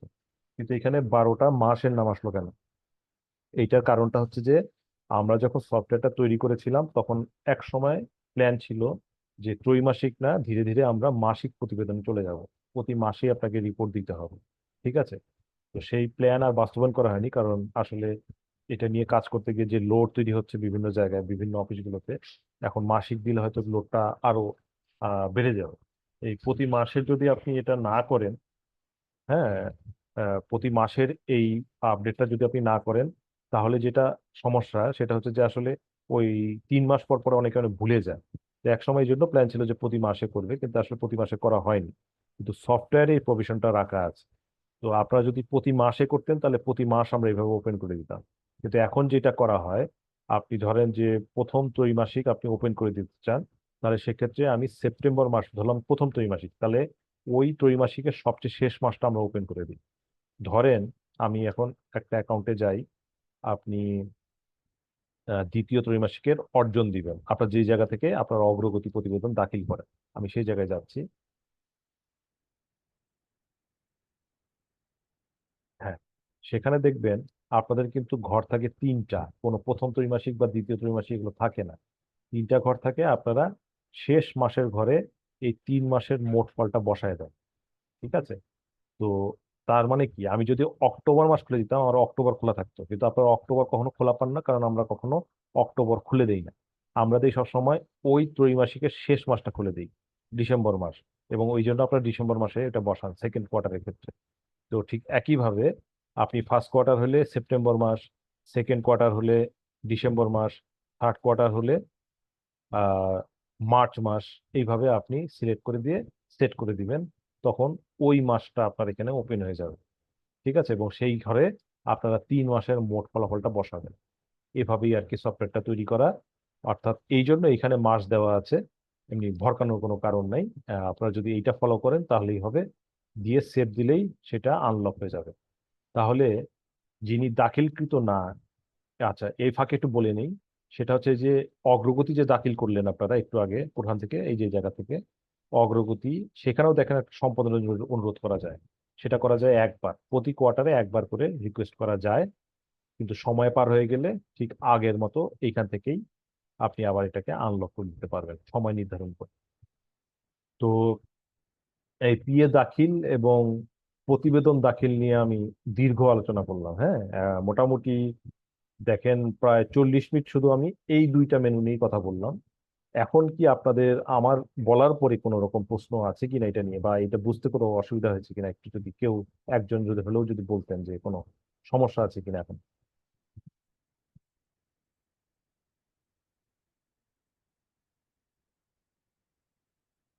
সমস্যা নাই মনে হচ্ছে। তবুও যদি কেউ পরে গিয়ে মনে করেন যে কোনো সমস্যা, আমার সঙ্গে নক করতে পারেন, আমাকে বলতে পারেন। ঠিক আছে, তাহলে আমি আমার পরবর্তী অংশে চলে যাচ্ছি। তাহলে আমাদের এপিএ দাখিল এবং এপিএ প্রতিবেদন তৈরির সময় মানে অংশটুকু শেষ হয়ে গেল। এখন চলে যাব ড্যাশবোর্ড নামে একটা অংশ আছে, এইটা আমাদের বিশেষ করে যারা এখানে অফিসার আছেন তাদের একটু দেখে রাখতে হবে। এই যে এখানে আপনি একটু আগে দেখলেন তালিকা আকারে, হ্যাঁ, যে কার কি অবস্থা, আপনার আওতাধীন অফিসগুলোর মধ্যে কার কি অবস্থা, এপিএ দাখিলের অবস্থা এখানে দেখেছেন আপনি। আপনার নিজের আওতাধীন ছাড়াও তার যে আওতাধীন সেটাও আপনি দেখতে পারেন, অর্থাৎ আপনার নিচে যতগুলো অফিস আছে সব লেভেলের অফিস আপনি দেখতে পারেন। কিন্তু ম্যাক্সিমাম সময় আমাদের দরকার হয় জাস্ট ইমিডিয়েট নিচের অফিসগুলো, অর্থাৎ মন্ত্রণালয় দপ্তর সংস্থাকে ইমিডিয়েট মাঝে মধ্যেই দেখতে হয়, আবার দপ্তর সংস্থা বিভাগীয় অফিসগুলোকে মাঝে মধ্যেই দেখতে হয়। এই জন্য ড্যাশবোর্ডে শুধুমাত্র আছে ইমিডিয়েট নিচের যে লেয়ার তাদের দাখিলের অবস্থা কি। এখন দেখেন এই স্বাস্থ্যসেবা বিভাগের ড্যাশবোর্ডে যদি আমি যাই, তাদের এই যে অধীনস্থ সংস্থার মূল্যায়নে গেলে আমরা শুধুমাত্র তাদের দপ্তর সংস্থার গ্রাফিক্যাল ইন্টারফেস পাবো। এখানে সুবিধা কি? এখানে সুবিধা হচ্ছে আপনি গ্রাফিক্যাল এক নজরে দেখতে পাচ্ছেন। আর অসুবিধা কি? অসুবিধা হচ্ছে যে এই দপ্তর সংস্থার নিচের বিভাগীয় অফিসগুলোকে দেখতে পাচ্ছেন না, তার নিচের অফিসগুলো দেখতে পাচ্ছেন না, অর্থাৎ অন্য কোনো লেভেলের অফিস দেখতে পাচ্ছেন না। তো এই সুবিধা এবং অসুবিধা দুটাই আছে। তো যেটাই হোক, উম, আচ্ছা, তো একজন আমাকে মেসেজ দিয়েছেন যে আসলে আমাদের এই সেশনটা প্রথম দিকে মিস করেছেন। তো একটু জানিয়ে দিই যে আমাদের এটা রেকর্ডিংটা আমরা আজকে সন্ধ্যার মধ্যে আমাদের সফটওয়্যারের নোটিশ বোর্ডে দিয়ে দিব, ওখান থেকে আপনারা দেখে নিতে পারবেন প্রথম অংশটুকু। তো যেটাই হোক, আমি যেটা বলছিলাম যে ড্যাশবোর্ডে ওই দাখিলের অবস্থা আমি সুবিধা হচ্ছে যে আহ আওতাধীন অনেকগুলো অফিসকে দেখতে পাই, আর এখানে আমরা শুধুমাত্র জাস্ট ইমিডিয়েট নিচের অফিসগুলোকে দেখতে পাই, কিন্তু গ্রাফিক্যাল খুব সহজে দেখতে পাই। আমি কেন বললাম যে এখানে যারা অফিস প্রধান বা অফিসের প্রশাসনিক কর্মকর্তারা যারা আছেন, তারা একটু এইটা এক নজরে দেখলে আপনি সঙ্গে সঙ্গে বুঝে যাবেন যে আপনাদের অফিসগুলোর কি অবস্থা। এখন পর্যন্ত যেহেতু 2022-23-এর পরে এখনো মূল্যায়ন কোনোটা শেষ হয়নি, 23-24-এর মূল্যায়ন সামনে শুরু হবে, এই জন্য এখানে ড্যাশবোর্ডে 22-23-এর মূল্যায়নের রেজাল্ট গুলো দেখাচ্ছে। অফিসের নাম তারা কত পেয়েছে, হ্যাঁ, এবং তার র্যাঙ্কিং কি টপ 10, এটা হচ্ছে আহ, মানে নিজের থেকে 10 জন সেই লিস্ট, এখানে সকল অফিসের লিস্ট, এগুলো এইভাবে আমাদের এখানে সাজানো আছে। ঠিক আছে, তাতে হবে কি আপনার সময় বাঁচবে। এখন যদি আপনাকে অনেকেই হয়তো ভুলে যাবেন যে আমি কোথায় কমান্ড দিয়ে দিলে যেন আমার এপিএ দাখিলের অবস্থা আসবে, সেটা তো আপনার মনে থাকবে না। তো সেক্ষেত্রে আপনি এই ড্যাশবোর্ড থেকে অধীনস্থ সংস্থার মূল্যায়নে গিয়ে দেখতে পারবেন, এপিএ দাখিলের তথ্য খুব সহজেই দেখতে পারবেন, কারা করেছে কারা করে না। দেখেন সবাই করেছে খসড়া এপিএ দাখিল এবং সবাই চূড়ান্ত দাখিল করে ফেলেছে। এই সাবমিটের মধ্যে ক্লিক করলে কারা সাবমিট করেছে দেখায়, নট সাবমিটে ক্লিক করলে কারা দাখিল করে নাই সেটা দেখায়। মানে খুব গ্রাফিক্যাল ইন্টারফেসে খুব সহজে দেখে নিতে পারবেন, তাতে আপনার সময় বাঁচবে, আপনার মেনু কোথায় আছে মুখস্থ করতে হবে না। তো এই সুবিধাগুলো আপনারা ড্যাশবোর্ড থেকে পাবেন। এই যে অগ্রগতি দাখিলের তথ্য দেখেন সবাই করেছে, তবে একটা সংস্থা মিস করেছে। কে মিস করলো যদি দেখতে চান, চট করে নট সাবমিটেড নার্সিং ও মিডওয়াইফ অধিদপ্তর, তারা থার্ড কোয়ার্টারটা কোনো কারণে মিস করেছে। এখন যেহেতু ক্যাবিনেটের সময় পার হয়ে গেছে, এখন আপনাদেরকে এটা ওপেন করে দিতে হবে, তখন তারা এটা আবার দাখিল করলে এখানে 8-এ 8 হয়ে আসবে। ঠিক আছে, তো যাই হোক, তাদের দাখিল করা উচিত ছিল যেহেতু তারা দপ্তর সংস্থা লেভেলের থার্ড কোয়ার্টারটা সময় মতো দাখিল করতে পারেন। আচ্ছা যাই হোক, এবার এপিএ ক্যালেন্ডার। এপিএ ক্যালেন্ডার হচ্ছে আপনারা জানেন যে আমাদের গাইডলাইনের মধ্যে আমরা তো সবসময় দিয়ে দেই, কিন্তু সবসময় হাতে হার্ড কপি থাকে না। আপনি ইচ্ছা করলে এই ড্যাশবোর্ড থেকে যে কোনো সময় আপনি মন্ত্রণালয়ের ক্যালেন্ডার দেখতে পারেন, দপ্তর সংস্থার ক্ষেত্রে কি করণীয় সেটা আপনি দেখতে পারেন। ঠিক আছে, মাঠ পর্যায়ের অফিসারটা কোন সময়ের মধ্যে কি করতে হবে সেটা সম্পূর্ণভাবে দেখতে পারবেন। তো এই ছিল আমাদের ড্যাশবোর্ড সম্পর্কে আলোচনা। এখন আমরা চলে যাব, এই যে ড্যাশবোর্ডে এগুলো আসছে তাতে আপনি খুশি, কিন্তু কেউ যদি দেখেন এখানে ড্যাশবোর্ডে এটা আসে নাই, তার অর্থই আপনার সফটওয়্যার ঠিকভাবে রান হচ্ছে না, কোথাও কোনো ভুল হচ্ছে, সেই জিনিসটা আপনি বুঝতে পারবেন। এখন ধরলাম যে এখানে নার্সিং ও মিড ওয়াইফাই অধিদপ্তর 98.7 যেটা দেখাচ্ছে এটা আসলে ভুল, ঠিক আছে? তাহলে অর্থই আপনি, আপনার যে অফিস প্রধান, আপনি ধরে নেবেন যে আপনার গত বছরের মূল্যায়নটা সফটওয়্যার ঠিকভাবে করা হয়। তাহলে মূল্যায়নটা সফটওয়্যারের মাধ্যমে কোথায় থেকে কিভাবে করে সেটা আমরা একটু দেখে আসি অল্প সময়ের মধ্যে। এই যে আওতাধীন অফিস ব্যবস্থাপনা, এই আওতাধীন অফিস ব্যবস্থাপনার মধ্যেই সর্বশেষ মেনুটা ষান্মাসিক বার্ষিক মূল্যায়ন। এইখানে যদি আপনারা যান, ধরলাম আমি স্বাস্থ্য অধিদপ্তরের মূল্যায়নটা করতে চাচ্ছি, কোন অর্থ বছরের? 2023-24 অর্থ বছরে মূল্যায়নটা করতে যাচ্ছি। কোন মূল্যায়ন? ষান্মাসিক করতে চান? আমাদের তো মূল্যায়ন দুই রকম আছে, ষান্মাসিক এবং বার্ষিক। তাহলে আমরা কোন মূল্যায়নটা করতে চাই সেটা প্রথমে নির্ধারণ করতে হবে। প্রথমে আমি দেখাবো ষান্মাসিক মূল্যায়ন, তারপরে আমি দেখাবো বার্ষিক মূল্যায়ন। ষান্মাসিক এবং বার্ষিক মূল্যায়নের মধ্যে আসলে পার্থক্যটা কি? ষান্মাসিক মূল্যায়নে আমরা শুধুমাত্র কি করি, যে কোনো মার্কিং করি না, কারণ হচ্ছে যে আপনার সব কাজ যে বছরব্যাপী সুষমভাবে হয় তা না। কোনো কোনো কাজ আছে দেখা যাচ্ছে শুরুই হয় মার্চে, কাজেই আপনার ষান্মাসিকে নাম্বার থেকে আসলে কোনো রকম আইডিয়া পাওয়া যায় না। ষান্মাসিকে আমাকে দেখতে হবে কাজগুলো হচ্ছে কিনা, যেটা হওয়ার কথা ছিল সেটা হচ্ছে কিনা সময় মতো। এখানে এই জন্য দেখেন, আমি যদি ভিউ রিপোর্টে যাই,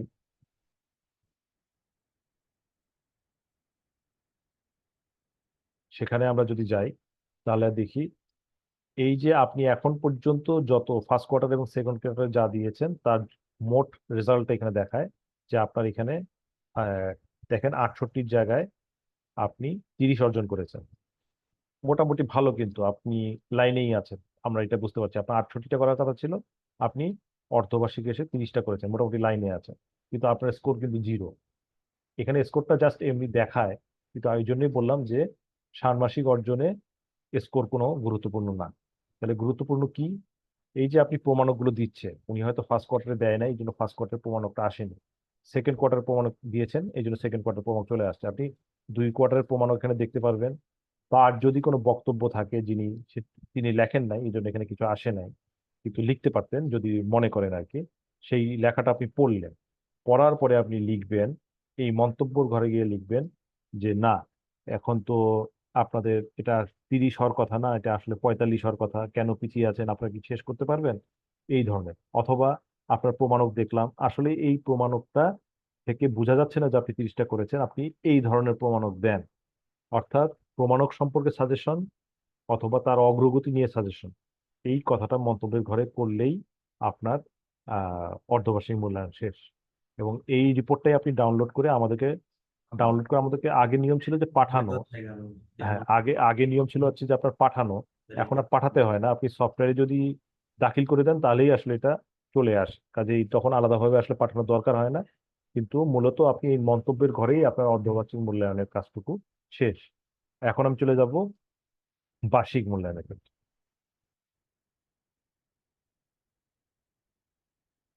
এই স্বাস্থ্য অধিদপ্তরই 2023-24 সালের বার্ষিক অর্জনটা আমরা এখন চেক করব।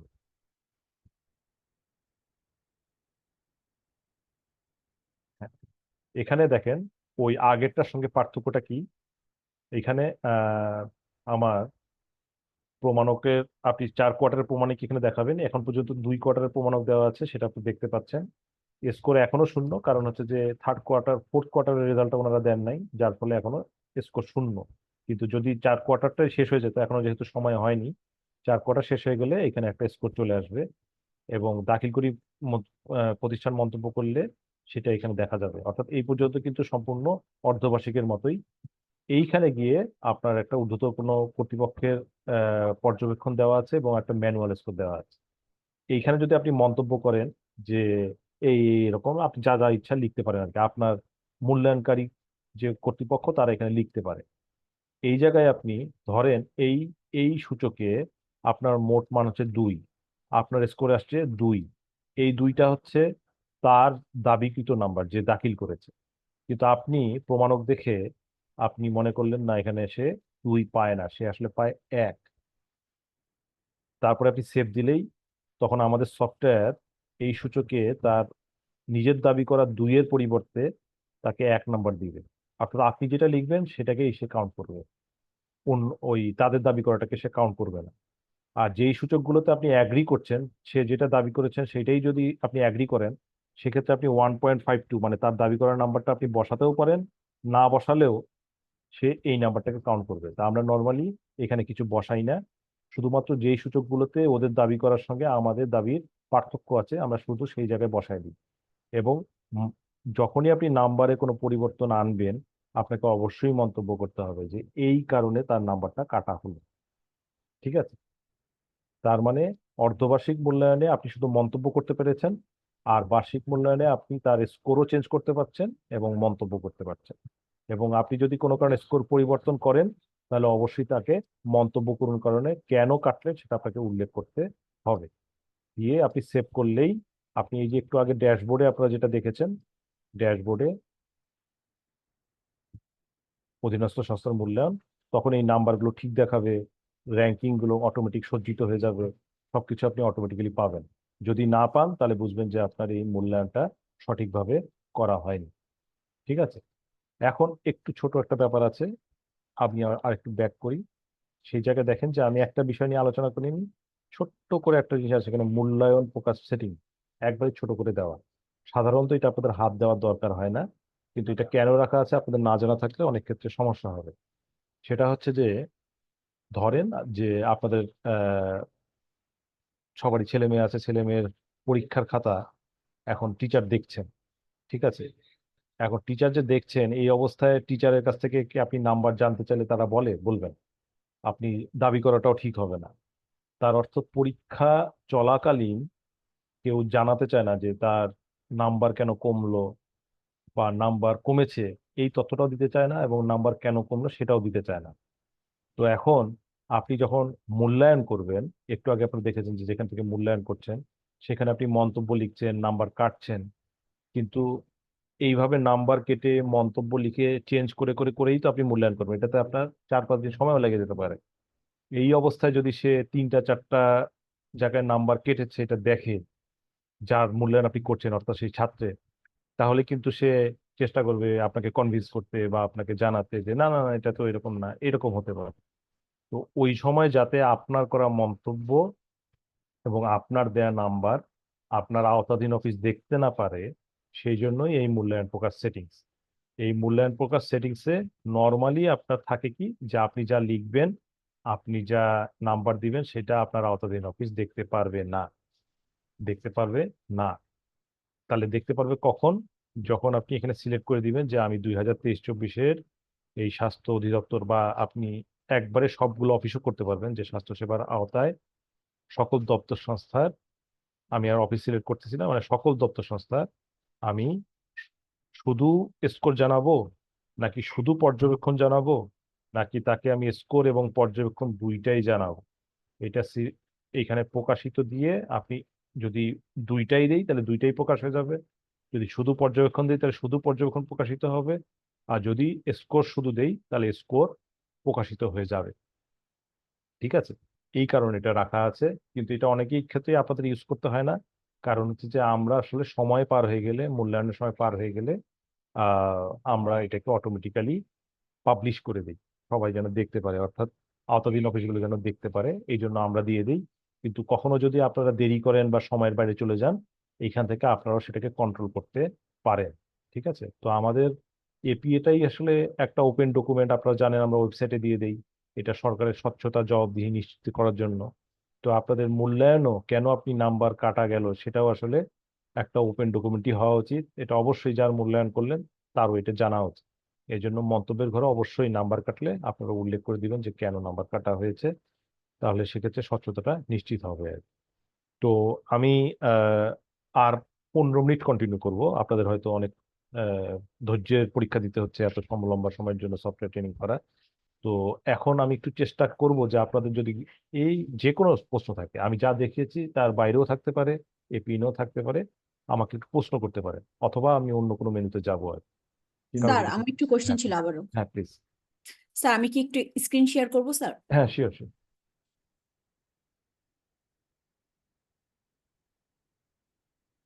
স্যার এটা হচ্ছে আমাদের দপ্তর সংস্থার স্যার এপিএ। জি। এখানে যদি আমরা চুয়াডাঙ্গাটাকে একটু খেয়াল করি স্যার, হুম। সেক্ষেত্রে দেখেন স্যার এই খসড়া এপিএ সম্পাদনার জন্য খুলে দেওয়া হয়েছে স্যার। জি। স্যার, এখন যদি আমি স্যার একটু চুয়াডাঙ্গার এপিএ তে একটু যাই স্যার, হুম। এটা হচ্ছে আমাদের চুয়াডাঙ্গার স্যার জেলা কার্যালয়ের এপিএ স্যার। হুম। তো যখন আমি বার্ষিক কর্মসম্পাদনা চুক্তি প্রস্তুতি সেকশন 1-এ যাচ্ছি স্যার, জি। এই যে রূপকল্প, এখানে হুম। দেখেন স্যার কোনো এডিট কিংবা কোনো এখানে আসলে এটা তৈরি করা যাচ্ছে না স্যার, যে প্রবলেমটা আমি স্যার আগে। এটা কি তাহলে আপনার ওই যে সম্পাদনার জন্য রিকোয়েস্ট করে খোলা হয়েছিল এই জি এই স্যার। এপিটা? জি হ্যাঁ, স্যার। এই কারণে এবং খুলে গিয়েছিল, বুঝছেন? খুলে জি স্যার। গিয়েছিল এবং কিন্তু সমস্যা হচ্ছে যে সময়টা তখন পার হয়ে গেছে। স্যার আমি কেবলমাত্রই একটু আগেও সময়টা ধরেন এখান থেকে আধা ঘন্টা আগে স্যার আবারও চূড়ান্ত এপিএ যেটা স্যার ওটা সময় বাড়িয়ে খুলে দিয়েছি, বাধ্যতামূলক উন্মুক্তকরণ করেছি স্যার। তারপরও আচ্ছা। স্যার এই যে এডিট ডিলিট মানে কোনো অপশনই স্যার, এইটা ও আমি না, অনেকদিন ধরে ট্রাই করছি স্যার। না, বুঝতে পারছি। এটা আসলে ওই যে আপনার সমস্যা হয়ে গেছে ওই জায়গায়, যে আপনার এটা একবার হয়তোবা সে খসড়া দাখিল করে ফেলেছিল, সম্পাদনার জন্য রিকোয়েস্ট করার পরে সেটা ঊর্ধ্বতন কর্তৃপক্ষ খুলে দিয়েছে। খুলে দেওয়ার পরেও উনি আর দাখিল না করে সময়টা পার হয়ে গেছে, এই স্টেজে গিয়ে এটা আসলে লক হয়ে গিয়েছে। এখন আসলে এই এই ধরনের সমস্যা একবারেই বলবো যে হাজারে একটা বা দুইটা হয়। এখন এইটাকে আসলে আমাদের অ্যাকাউন্ট থেকেই এখন আপনার এটাকে আবার ঠিকঠাক করে দিতে হবে। মানে এইটা হচ্ছে যে কি রকম, যে আপনি যখন খুলে দিলেন, খুলে দেওয়ার পরে ওই কর্তৃপক্ষ আর যদি না জানে, তখন সে যদি আবার সময়ের মধ্যে না করে, তখন কি হচ্ছে যে সে ধরে নিচ্ছে যে তার সম্পাদনার রিকোয়েস্ট অ্যাকসেপ্টেড, কিন্তু আর আনলক মানে তার তো সময় পার হয়ে গেছে, সেজন্য সে আনলক হচ্ছে না। এটা একটা স্পেশাল কেস। এটাকে আপনি যদি, আমি একটু পরে আমার হোয়াটসঅ্যাপ নাম্বার দিব, ওখানে যদি একটু জাস্ট অফিসের নামটা লিখে পাঠিয়ে দেন, এটা আমরা সলভ করে দিব। স্যার এই এই সমস্যা 5 আমার মিনিট দুইটা লাগবে। জেলা কার্যালয় হয়েছে স্যার। দুইটা জেলা কার্যালয় আছে। ঠিক আছে, দুটা নাম্বার একটু আমাকে দিয়ে দিয়ে এটা সলভ করে দিন। থ্যাংক ইউ সো মাচ জি। স্যার। জি, thank you, thank you. Personal একটা অ্যাকাউন্ট আছে না অর্থনীতি। হ্যাঁ, এখন প্লিজ একটু আর কারো কোনো প্রশ্ন থাকলে আমাকে একটু করতে পারেন। প্রশ্ন করলে আমার ভালো লাগতো যে আপনারা আসলে এটা নিয়ে কাজ করেন, আমার একটা কনফিডেন্স আসতো আর কি। আর কারো কোনো প্রশ্ন আছে কি? জি, আসসালামু আলাইকুম। হ্যাঁ, আসলাম। আমি মোহাম্মদ আব্দুল হামিদ বলছি, তত্ত্বাবধায়ক প্রকৌশলী, স্বাস্থ্য প্রকৌশল অধিদপ্তর থেকে। জি। শুনতে পাচ্ছেন? হ্যাঁ, আমি শুনতে পাচ্ছি আপনাকে। জি, আমাদের এই আগামী 24-25 অর্থ বছরের এপিএ এর খসড়া দাখিলের সময় ছিল 30 এপ্রিল। জি। আমরা দাখিল করছি জি। As per APA calendar. আবার চূড়ান্ত দাখিলের এপিএম এর সফটওয়্যারে বলছে 30 মে। বাট এপিএ ক্যালেন্ডার অনুযায়ী আমাদের চুক্তিটা করতে হবে 30 জুনের মধ্যে। সাধারণত স্বাক্ষর। 25 থেকে 30 জুনের মধ্যে আমরা অকেশনালি যে এটা চুক্তিটা করি, হার্ড কপি করি আর সফটওয়্যারও দাখিল করে দিই। জি। এখন আমার প্রশ্ন হলো যে 30 মের মধ্যে করলে পরে যে সমস্যাটা হচ্ছে, আমরা তো নির্মাণ কাজ বাস্তবায়নকারী প্রতিষ্ঠান, জি। জুন মাসে আমাদের অনেক অগ্রগতি অর্জন হয় আর কি। তো সেই জিনিসটা আমরা মে মাসে 1 মাস আগে ফোরকাস্ট করে দিতে গেলে সমস্যা হচ্ছে, অনেক কাজ কোনটা শেষ হচ্ছে কোনটা শেষ হচ্ছে না।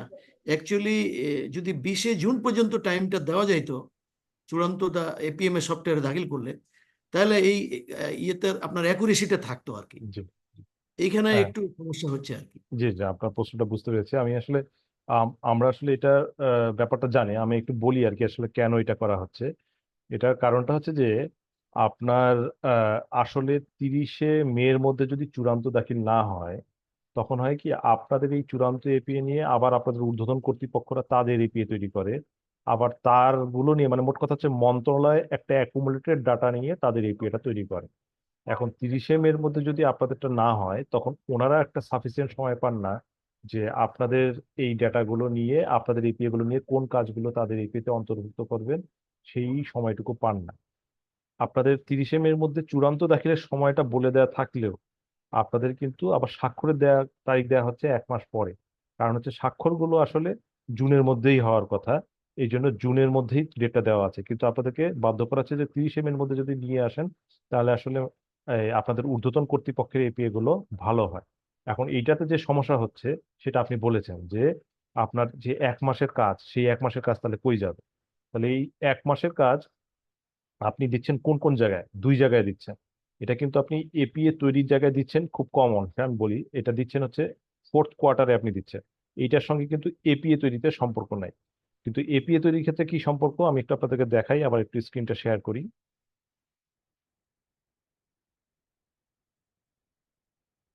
আমি যদি যে কোনো একটা এপিএ তে যাই, ধরলাম 2024-25-এর, আমি কৃষি মন্ত্রণালয়ের সম্পূর্ণ এপিএ একটু যাই।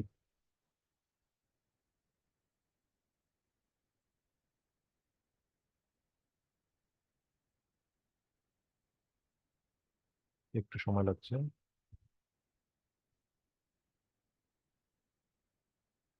হুম, আমার এপিএটা চলে আসছে। এখন এই যে আপনি এপিএটা তৈরি করছেন, এখানে আসলে মূলত ওই 1 মাসের ডেটাটা খুব বেশি জায়গায় লাগছে না। লাগছে কোথায়? সেটা লাগছে হচ্ছে যে এখানে একটা দেখবেন প্রকৃত অর্জন নামে একটা ঘর আছে। আপনার ডাটাটা 1 মাসের ডাটাটা মূলত লাগছে হচ্ছে অগ্রগতির ক্ষেত্রে, যেটা আসলে এপিএ এর সঙ্গে সরাসরি রিলেটেড না। কিন্তু এই জায়গায় আপনাকে প্রকৃত অর্জনের ঘরে বসাতে হচ্ছে যে আপনার আসলে এই অর্থ বছর অর্জন কত। কিন্তু এখন পর্যন্ত আপনার 1 মাসের কাজই বাকি। অনেক ক্ষেত্রে ওই 1 মাসে অনেক বেশি কাজ হয় অন্যান্য 11 মাসের তুলনায়। এখন এইটার জন্যই দেখেন আমরা করেছি কি, এখানে একটা স্টার মারা আছে দেখেন, এই এই কলমটাতেই শুধুমাত্র একটা স্টার মারা আছে। এবং নিচে বলা হচ্ছে, এখানে আসবে কি নাম জানি না, আপনারা যদি এপিএটা প্রিন্ট দেন তাহলে আসবে, এই যে আসছে সাময়িক প্রভিশনাল তথ্য। অর্থাৎ যখন আপনি এপিটা তৈরি করবেন তখন আসলে আপনাকে এখানে বসাতে 2 রকম তথ্য আপনি বসাতে পারেন। এটা হচ্ছে 11 মাসের ডাটা প্লাস 12 মাসের প্রজেকশন, অথবা আপনি শুধুমাত্র বসাতে পারেন 11 মাসের আপনার অর্জন। এরপরে যখন আপনি ওই যে এপিএটা সংশোধনের সময় দেয়া হয়, তখন আপনি এই প্রকৃত অর্জনের ঘরটা চেঞ্জ করে নিতে পারবেন। এখন যেহেতু এটা একটা সাইন ডকুমেন্ট, আপনি যখন এপিএ সংশোধনের সময় এই ডাটাটা চেঞ্জ করবেন, যে এত বড় ডাটা, এটা একটা বড় কলাম, সবগুলো সূচকেই আপনার এই ডাটাটা চেঞ্জ হচ্ছে। এই জন্যই আমরা একটা বলতে পারেন প্রভিশনাল তথ্য নামটা দিয়ে এটাকে হালাল করে দেওয়া হচ্ছে। অর্থাৎ আপনি আসলে এই ঘরের ডাটাটা আপনি ওই সময় চেঞ্জ করতে পারবেন, কিন্তু আপাতত আপনি 11 মাসের ডাটাও বসাতে পারেন এই জায়গায়। ঠিক আছে, এইভাবে আর কি জিনিসটা সমাধান করা হয়েছে। কিন্তু 30 এর মধ্যে না হলে আসলে ওই মন্ত্রণালয়ের এপিএ গুলো ভালো হয় না। তারা ওই আপনাদের এপিএ যদি আরো 15 দিন পরে পায়, তাহলে তাদের নিজেদের এপিএ তৈরি করতে আসলে বেশ খানিকটা বেগ পেতে হয়। এই জন্য আসলে এটা আপনাদেরকে 30 মের দিকে দেওয়া হয়েছে। তো আমি মনে হয় বুঝাতে পেরেছি। জি, ধন্যবাদ, হ্যাঁ, বুঝতে ধন্যবাদ। পারছি। জি, থ্যাংক ইউ। হ্যাঁ, তাও এখানেও আমি বলছি না যে এটাই একমাত্র সমাধান, তবে তবে হচ্ছে আপনার এখন পর্যন্ত আসলে এইভাবে এটাকে ম্যানেজ করা হচ্ছে। ঠিক আছে। আসসালামু আলাইকুম স্যার। হ্যাঁ, সরি, আপনাকে আমি মিউট করে দিয়েছি, সবাইকে মিউট করতে গিয়ে। আর আরেকবার একটু আনমিউট করে নেন যিনি প্রশ্ন জি স্যার, করছেন। আসসালামু আলাইকুম স্যার। আমি জি। অনেক বেশি কোশ্চেন করতেছি স্যার। হ্যাঁ হ্যাঁ, না বলার অসুবিধা নেই, বলেন। স্যার, বিগত যে 23-24-এর যে আমরা এপিএটা সাবমিট করছিলাম স্যার, জি। ওখানে ভুলবশত গড়ের জায়গায় আমি সমষ্টি দিয়ে ফেলছিলাম, যার কারণে শতকরাতে তো আসলে স্যার সমষ্টি দিলে 100%, 100%, 400% হয়ে যায়। জি। এখন এইটা কি এখন এসে সমষ্টিটাকে গড় করে দেওয়ার কি কোনো মানে অপশন থাকে আমার হাতে? হ্যাঁ হ্যাঁ, এইটাই প্রশ্নটার মাধ্যমে আমার একটা জিনিস মনে পড়ে গেল। আমি সেশনের শুরুতে বলেছিলাম যে আসলে কি হালাল কি হারাম, এই যে অডিট দেখাতে গিয়ে আপনাদেরকে বলেছিলাম। হ্যাঁ, এইটা আমি একটু আপনাদেরকে দেখাই আরেকবার। হ্যাঁ, আহ, এখানে অডিট নামে একটা বাটন আপনাদেরকে দেখানোর সময়, আমি এটা কার অ্যাকাউন্টে, আমি একসাথে অনেকগুলো অ্যাকাউন্টে লগ ইন করে আছি, এই জন্য একটু দাঁড়া। হ্যাঁ, এই জায়গায় অডিট নামে একটা বাটন আছে। এইটা দেখাতে গিয়ে বলেছিলাম যে আসলে কি কমান্ড কি করলে কি ক্ষতি হতে পারে। স্যার এই যে, দেখা যাচ্ছে না স্যার, স্ক্রিনটা ও শেয়ার করেন স্যার। আরেকবার দিব না। যে স্ক্রিন শেয়ার হচ্ছে না স্যার। আচ্ছা, এখন হচ্ছে। জি স্যার। আচ্ছা, এখন এইটা বলতে গিয়ে আপনাদেরকে বলেছিলাম যে এখানে add button, edit button, delete button, মানে আপনি যা কাজ করবেন সব এখানে হিস্ট্রি আকারে দেখা যায়। তো ক্যাবিনেট এই জায়গাটা মনিটর করে, আপনাদের হাতে কন্ট্রোল দিয়ে দিয়েছে কিন্তু এই জায়গা থেকে মনিটর করে।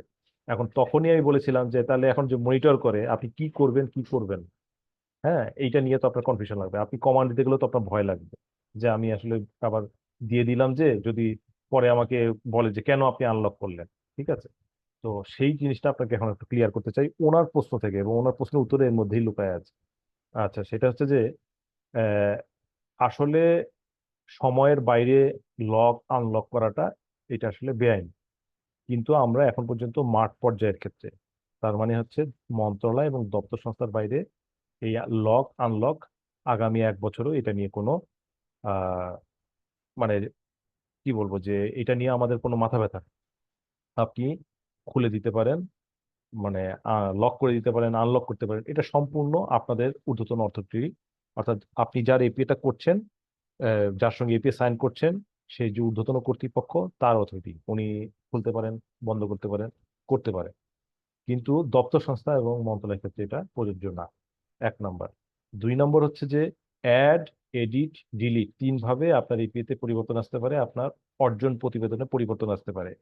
এই 3টা কমান্ড চালাতে গেলে অবশ্যই আপনি কোনো একটা রেকর্ড রাখবেন আপনার অফিসে, যে এটা আপনাকে পরিবর্তন করতে বলেছে বা পরিবর্তনটা অনুমোদিত, এইরকম একটা রেকর্ড আপনি রাখবেন। সেটা যত সিলি বা যত ছোটই হোক, আপনি একটা, ইভেন আমার কাছে যে রিকোয়েস্ট গুলো আসে বলতে পারেন পুরো বাংলাদেশ থেকেই আসে, সেগুলো আমার হোয়াটসঅ্যাপে আমি বলি কি যে আপনি একটা 1 লাইন লিখে আমাকে মেসেজ দিয়ে দেন। একটু আগেও আমি আপনাদেরকে বলেছি, কেন বলেছি, আমার হোয়াটসঅ্যাপে গত 4 বছরের সকল মেসেজে আমার এখানে ব্যাকআপ নেওয়া আছে। কোন রিকোয়েস্টের ভিত্তিতে আমি কেন করেছি সেটা আমার কাছে অন্তত আমার সাপোর্টের জন্য আমি রেখে দিয়েছি। অর্থাৎ আমার যেটা বক্তব্য, অ্যাড, এডিট, ডিলিট এই 3 ধরনের কমান্ড আপনি কর্তৃপক্ষের অনুমোদন ছাড়া এক্সিকিউট করবেন না। যদি কর্তৃপক্ষ বলে তখন আপনি করবেন, ঠিক আছে? ছোটখাটো হইলেও একটা প্রমাণ রাখবেন। আচ্ছা, এরপরে যেটা বলতে চাইলাম যে ওনার প্রশ্ন থেকে এই উত্তর আসছে কেন সেটা আমি বলতে চাচ্ছি। গণনা পদ্ধতি, ওনার যেখানে সমস্যা হচ্ছে, গণনা পদ্ধতি এপি এর কোনো অংশই না। গণনা পদ্ধতি কোত্থেকে আসে? গণনা পদ্ধতি আসে হচ্ছে যে আমরা first quarter, second quarter, third quarter, fourth কোয়ার্টারে যে এন্ট্রিটা দিই অর্জন, সেইটাকে আমাদের সফটওয়্যার কিভাবে ক্যালকুলেশন করবে সেই মেথড। আপনি যদি খেয়াল করে দেখেন আমাদের এপি এর ছক আমরা যদি কোথাও দেখাই, সেখানে কিন্তু গণনা পদ্ধতি থাকে না, থাকে কোথায়? সফটওয়্যারে। তো সফটওয়্যারে গণনা পদ্ধতির কারণে যদি বাই চান্স আপনি দেখেন যে আপনার রেজাল্টটা ভুল আসছে, সেটা পরিবর্তন করা কোনো কারণই, মানে আপনি হেসিটেট করার কোনো কারণই নাই, আপনি সঙ্গে সঙ্গে পরিবর্তন করে দিবেন, ঠিক আছে? নিজেরাই পরিবর্তন করে দিবেন, আমি কোনো ব্যাখ্যাও চাই না যে কেন, বাট আপনারাও তাই করবেন। মানে আপনার আওতাধীন অফিসগুলোর কোনো গণনা পদ্ধতি আপনি যদি বছরের অর্ধেকে বা শেষের দিকে এসে দেখেন যে ভুল, তখন আপনি এটাকে ঠিক করে দিতে হবে। তবে গণনা পদ্ধতি চেঞ্জ করলে সমস্যাটা হচ্ছে যে সেই অনুসারে আপনাকে 4 কোয়ার্টারের অর্জনও কিন্তু চেঞ্জ করতে হতে পারে। হ্যাঁ, কারণ আপনি এই ওই যে যেটা বললো যে শতভাগ অর্জন, প্রত্যেক কোয়ার্টারে 100 100 100 দিলে 4 কোয়ার্টার মিলে 400% অর্জন হয়ে যাচ্ছে। তো আপনি যখন এটাকে গড় দিচ্ছেন, তখন হয়তো আপনার অর্জন এক্ষেত্রে পরিবর্তন করতে হচ্ছে না, কিন্তু কোনো কোনো ক্ষেত্রে পরিবর্তন করতে হতে পারে।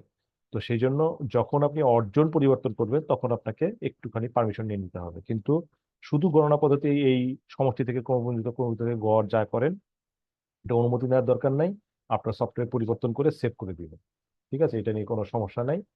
আর সবচেয়ে ডেঞ্জারাস জায়গা কোন জায়গাগুলো আমি একটু বলি। সেটা হচ্ছে যে ধরেন কোনো সূচকের ভাষা পরিবর্তন। ভাষা বলতে হয়তো কেউ আপনাকে ফোন করে বলবে যে আমি সভা অনুষ্ঠিত 6টি আছে, সভা অনুষ্ঠিত জায়গায় আমি একটু ভাষাটা একটু বানান বলেছে ঠিক করবো। এখন এই সভা অনুষ্ঠিত জায়গায় সে হয়তো বানায় দিল যে সভার সিদ্ধান্ত বাস্তবায়ন। তো দুইটা তো আসলে দুই কাজ এবং বিস্তর পার্থক্য। তো এই ধরনের পরিবর্তন, অর্থাৎ সূচকে পরিবর্তন করতে গেলে অবশ্যই অনুমোদন নিতে হবে, 1 নম্বর। 2 নম্বর হচ্ছে কোনো সূচকের মান পরিবর্তন করতে গেলে, কোথাও কোনো টার্গেট চেঞ্জ করতে গেলে। কিন্তু ওই যে একটু আগে যেটা আমি দেখালাম প্রকৃত অর্জন, সেটা আপনি চেঞ্জ করেন, এটা অসুবিধা নেই, কিন্তু লক্ষ্যমাত্রায় যদি চেঞ্জ করেন তাহলেই কিন্তু আপনার এপিএ সহজ বা কঠিন হয়ে গেল। এই ঘরগুলোতে হাত দিতে গেলে অবশ্যই আপনারা একটু প্রশাসনিক অনুমোদন নিয়ে রাখবেন, যাতে সমস্যা না হয়। কারণ দিন দিন যখন এপিএটা বেশি ছড়ায় যাচ্ছে, এটার সঙ্গে পার্সোনাল এসিআর এর লিঙ্ক হয়ে যাচ্ছে, তো তখন হবে কি কোনো কোনো সময় যদি কোনো বিরোধের সৃষ্টি হয়, তখন এই লগ ডাটা অ্যানালিসিস করে সেটার একটা তদন্ত করা হবে। তো সেই স্টেজে এখনো যাচ্ছে না, মাঠ পর্যায়ে এখনো ফ্রিলি যথেষ্ট স্বাধীনভাবে কাজ করার সুযোগ দেওয়া হচ্ছে। তো আপনারাও স্বাধীনভাবেই কাজ করবেন, তবে নিজের সেফটির জন্য কিছুটা রেকর্ড রাখবেন আর কি। তো গণনা পদ্ধতি চেঞ্জ করা খুব সহজ। সেটা কোথা থেকে যেহেতু, আসসালামু আলাইকুম হ্যাঁ ইসলাম, স্যার, আমি হুমায়ুন আফরোজ বলছিলাম স্যার। আমাদের যদি দপ্তর সংস্থার ক্ষেত্রে গণনা পদ্ধতিটা চেঞ্জ করার প্রয়োজন পড়ে, হুম, আগেই তো স্যার আপনি মেনশন করেছেন যে দপ্তর সংস্থার ক্ষেত্রে এটা এলাও না, হ্যাঁ তো হ্যাঁ। সেক্ষেত্রে কি আমাদের না কোনো না না, অপশন নেই একটু এখানে? একটু একটু ভুল আছে। সেটা হচ্ছে যে দপ্তর সংস্থার ক্ষেত্রে অ্যালাউ না বলতে আমি বলেছি যে এই মানে ইয়া করে দেওয়া, ধরেন যে সময়ের বাইরে দাখিল করা, এই ব্যাপারগুলো আপনার একটু স্ট্রিক্টলি দেখবে, ঠিক আছে? কিন্তু গণনা পদ্ধতি সবার ক্ষেত্রেই প্রযোজ্য, যে গণনা পদ্ধতিকে আমরা ভুল হিসেবেই ধরি না। এটা মন্ত্রণালয় যদি আমাকে এখন রিকোয়েস্ট করে যে আমার গণনা পদ্ধতি ভুল আছে, তাহলে এটা আমি এখন চেঞ্জ করে দিব। হ্যাঁ, মানে গণনা পদ্ধতি আসলে যে কোনো সময় চেঞ্জ করতে পারে, জি স্যার, ধন্যবাদ স্যার। ঠিক আছে? আর যেটা বলতে চাচ্ছিলাম যে গণনা পদ্ধতি চেঞ্জ করবেন, যে সেটার বাটন আপনারা যে দুইজন প্রশ্ন করলেন তারা দুইজন কাজ করেন বলেই প্রশ্নত আপনারা জানেন, কিন্তু সেটা আপনি কোত্থেকে করবেন সেই জিনিসটা একটু আপনাকে 1 মিনিটে দেখা দিতে যাচ্ছি। সেটা হচ্ছে, একটু আগে আমরা যেটা দেখালাম যে এপিএ দাখিলের সময় নির্ধারণ, এপিএ প্রতিবেদন দাখিলের সময় নির্ধারণ, এটাতে কি হচ্ছে, আপনার পুরা এপিএটা আনলক হয়ে যাচ্ছে, ঠিক আছে? এখন যদি আপনি কখনো ইতস্তত বোধ করেন যে আমি যে পুরো এপিএটা আনলক করে দিব, সে আপনাকে বলেছে কয়ের জায়গায় কা হবে, আর কিছু চেঞ্জ হবে না, কিন্তু আপনি যখন তাকে আনলক করে দিচ্ছেন তখন সে সব কিছু চেঞ্জ করতে পারছে। এটা একটা বড় রিস্ক আপনার জন্য। তো যদি সে ঠিকই বলে থাকে যে কয়ের জায়গায় শুধু কা করতে হবে, সেক্ষেত্রে আমি যেটা করি সেটা ওকে আর আমি আনলক করে দেই না, আমি নিজেই এটাকে ঠিক করে দিই। সেটা কোথা থেকে করবেন? সেটা হচ্ছে, দেখেন এই যে সরি, এটা আবার আমি ভুলে আমার অ্যাকাউন্ট চলে আসছি। আপনাদের অ্যাকাউন্টে আওতাধীন অফিস ব্যবস্থাপনার মধ্যে এপিএ অর্জন হালনাগাদ করুন। এপিএ হালনাগাদ করাতে গেলে আপনি এপিএ আপনার নিজের এপিএটা কিছুই করতে পারবেন না, আপনার আওতাধীন অফিসের এপিএ আপনি সবই চেঞ্জ করতে পারবেন। আবার অর্জন হালনাগাদ করাতে গিয়ে স্যার আপনি, হ্যাঁ প্লিজ। স্যার দপ্তর সংস্থাটা চেঞ্জ করতে হলে তো স্যার ওই মানে বিভাগের বা হচ্ছে মন্ত্রণালয়ের আইডি থেকে করতে হবে স্যার, এডমিন প্যানেল থেকে। ওনারা যে প্রবলেমটা বলতেছে এটা ওনাদের মানে দপ্তরের এপিএ স্যার। আর যিনি প্রশ্ন করছেন উনি কোন অফিসে? স্যার ওনার যারা প্রশ্ন করছেন দুইজনই স্যার আমাদের ড্রাগ অ্যাডমিনিস্ট্রেশন অধিদপ্তরের স্যার, ডিজিডি হ্যাঁ আর কি। হ্যাঁ হ্যাঁ, উনাদের এপিএ তেই স্যার একটা জায়গায় হচ্ছে মানে ইয়ে হবে আর কি স্যার, ওই সমষ্টি গণনা দেয়া আছে, পদ্ধতির, হ্যাঁ, ওটা হচ্ছে স্যার সেক্ষেত্রে আমার এটার গড় দায়িত্ব, করে দিতে হবে। হ্যাঁ জি স্যার। সেটার দায়িত্ব তাহলে আপনার, জি স্যার, মানে জি। হ্যাঁ ওইটা আপনি করে হালনাগাদটা দিবেন। আমাকে করতে হবে, জি হ্যাঁ স্যার। আপনাকে করতে হবে। তো আপনি স্যার হয়তো জানেন, এর আগে কিন্তু আপনি আমি, আমাকে, হ্যাঁ জি স্যার, স্যার হ্যাঁ সবাইকে কিন্তু, দেখান, সমস্যা হ্যাঁ নেই স্যার। সবাইকে একটু দেখা দিই যাতে জি জি তাদের স্যার, আওতাধীনগুলো করতে পারে। জি সেটা স্যার, হচ্ছে, জি। এই যে এপিএ হালনাগাদ করাতে আপনি যাবেন, এপিএ হালনাগাদ করে গিয়ে কোন অর্থ বছরের এপিএ, ধরলাম 2024-25 অর্থ বছরের এপিএ কোন অফিসের, স্বাস্থ্য অধিদপ্তরের। এটা এপিএ এর বিভিন্ন অংশ এখানে দেখাচ্ছে, আপনি যে কোনো অংশে গেলেও অসুবিধা নাই। আমি আপডেট এপিএ গেলাম, হ্যাঁ, এখান থেকে দেখেন এপিএ তৈরির সময় আপনার যে ইন্টারফেসটা পান, এখানে সেই ইন্টারফেস পাবেন, অর্থাৎ আপনি যা ইচ্ছা ডিলিট এডিট সবই করতে পারবেন, এতটাই পাওয়ার দেওয়া আছে এই এই জায়গাটা। তো যিনি বললেন, এই যে দেখেন আপনার, আমি যদি এখানে ম্যানেজ ওয়েট অ্যান্ড টার্গেট বাটনে যাই, তাহলে প্রত্যেকটা সূচকের গণনা পদ্ধতি এখানে দেখায়, আপনি ইচ্ছা করলে এখান থেকে চেঞ্জ করে দিতে পারবেন যে কোনো সময়, ঠিক আছে?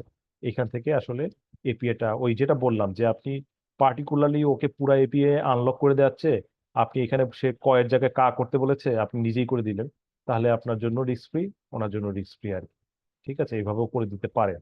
একইভাবে এই আওতাধীন অফিস ব্যবস্থাপনার মধ্যে আপনি যদি অর্জন হালনাগাদ করে যান, তাহলে ধরলাম 2023-24-এর আমি ঔষধ প্রশাসন অধিদপ্তরের অগ্রগতি প্রতিবেদনটা দেখি।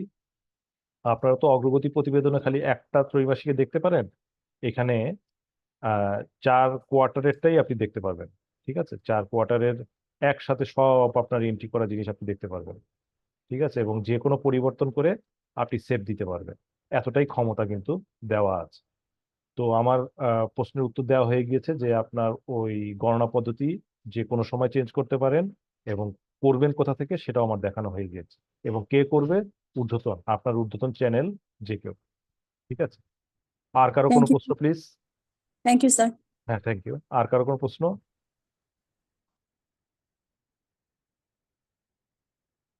স্যার, স্যার কি যুক্ত আছেন? স্বাস্থ্য বিভাগের হ্যাঁ রূপ স্যার, ফাউজুল। স্যার, ও স্যার, শওকত স্যার যুক্ত আছেন স্যার? হ্যাঁ ভাই আছি। স্যার আমি আপনাদের একটু অবগতির জন্য জানাই যে শওকত স্যার আমাদের মন্ত্রিপরিষদ বিভাগের উপসচিব। স্যার আপনাদের স্বাস্থ্য সেবা বিভাগের এপি এর ব্যাপারগুলো দেখে থাকেন। তো স্যার যুক্ত ছিলেন, প্রথম দিকে কিছুক্ষণ যুক্ত ছিলেন না, তো স্যার যুক্ত হয়েছে। স্যারকে কিছু বলার অনুরোধ করে, যেহেতু আপনাদের প্রশ্ন নেই এবং 11টা 30 বেজে গিয়েছে, পার হয়ে গিয়েছে, এই জন্য আমি আপনাদের কাছে বিদায় নিচ্ছি এবং স্যারকে কিছু বলে আমি সমাপ্ত করার জন্য অনুরোধ চাচ্ছি।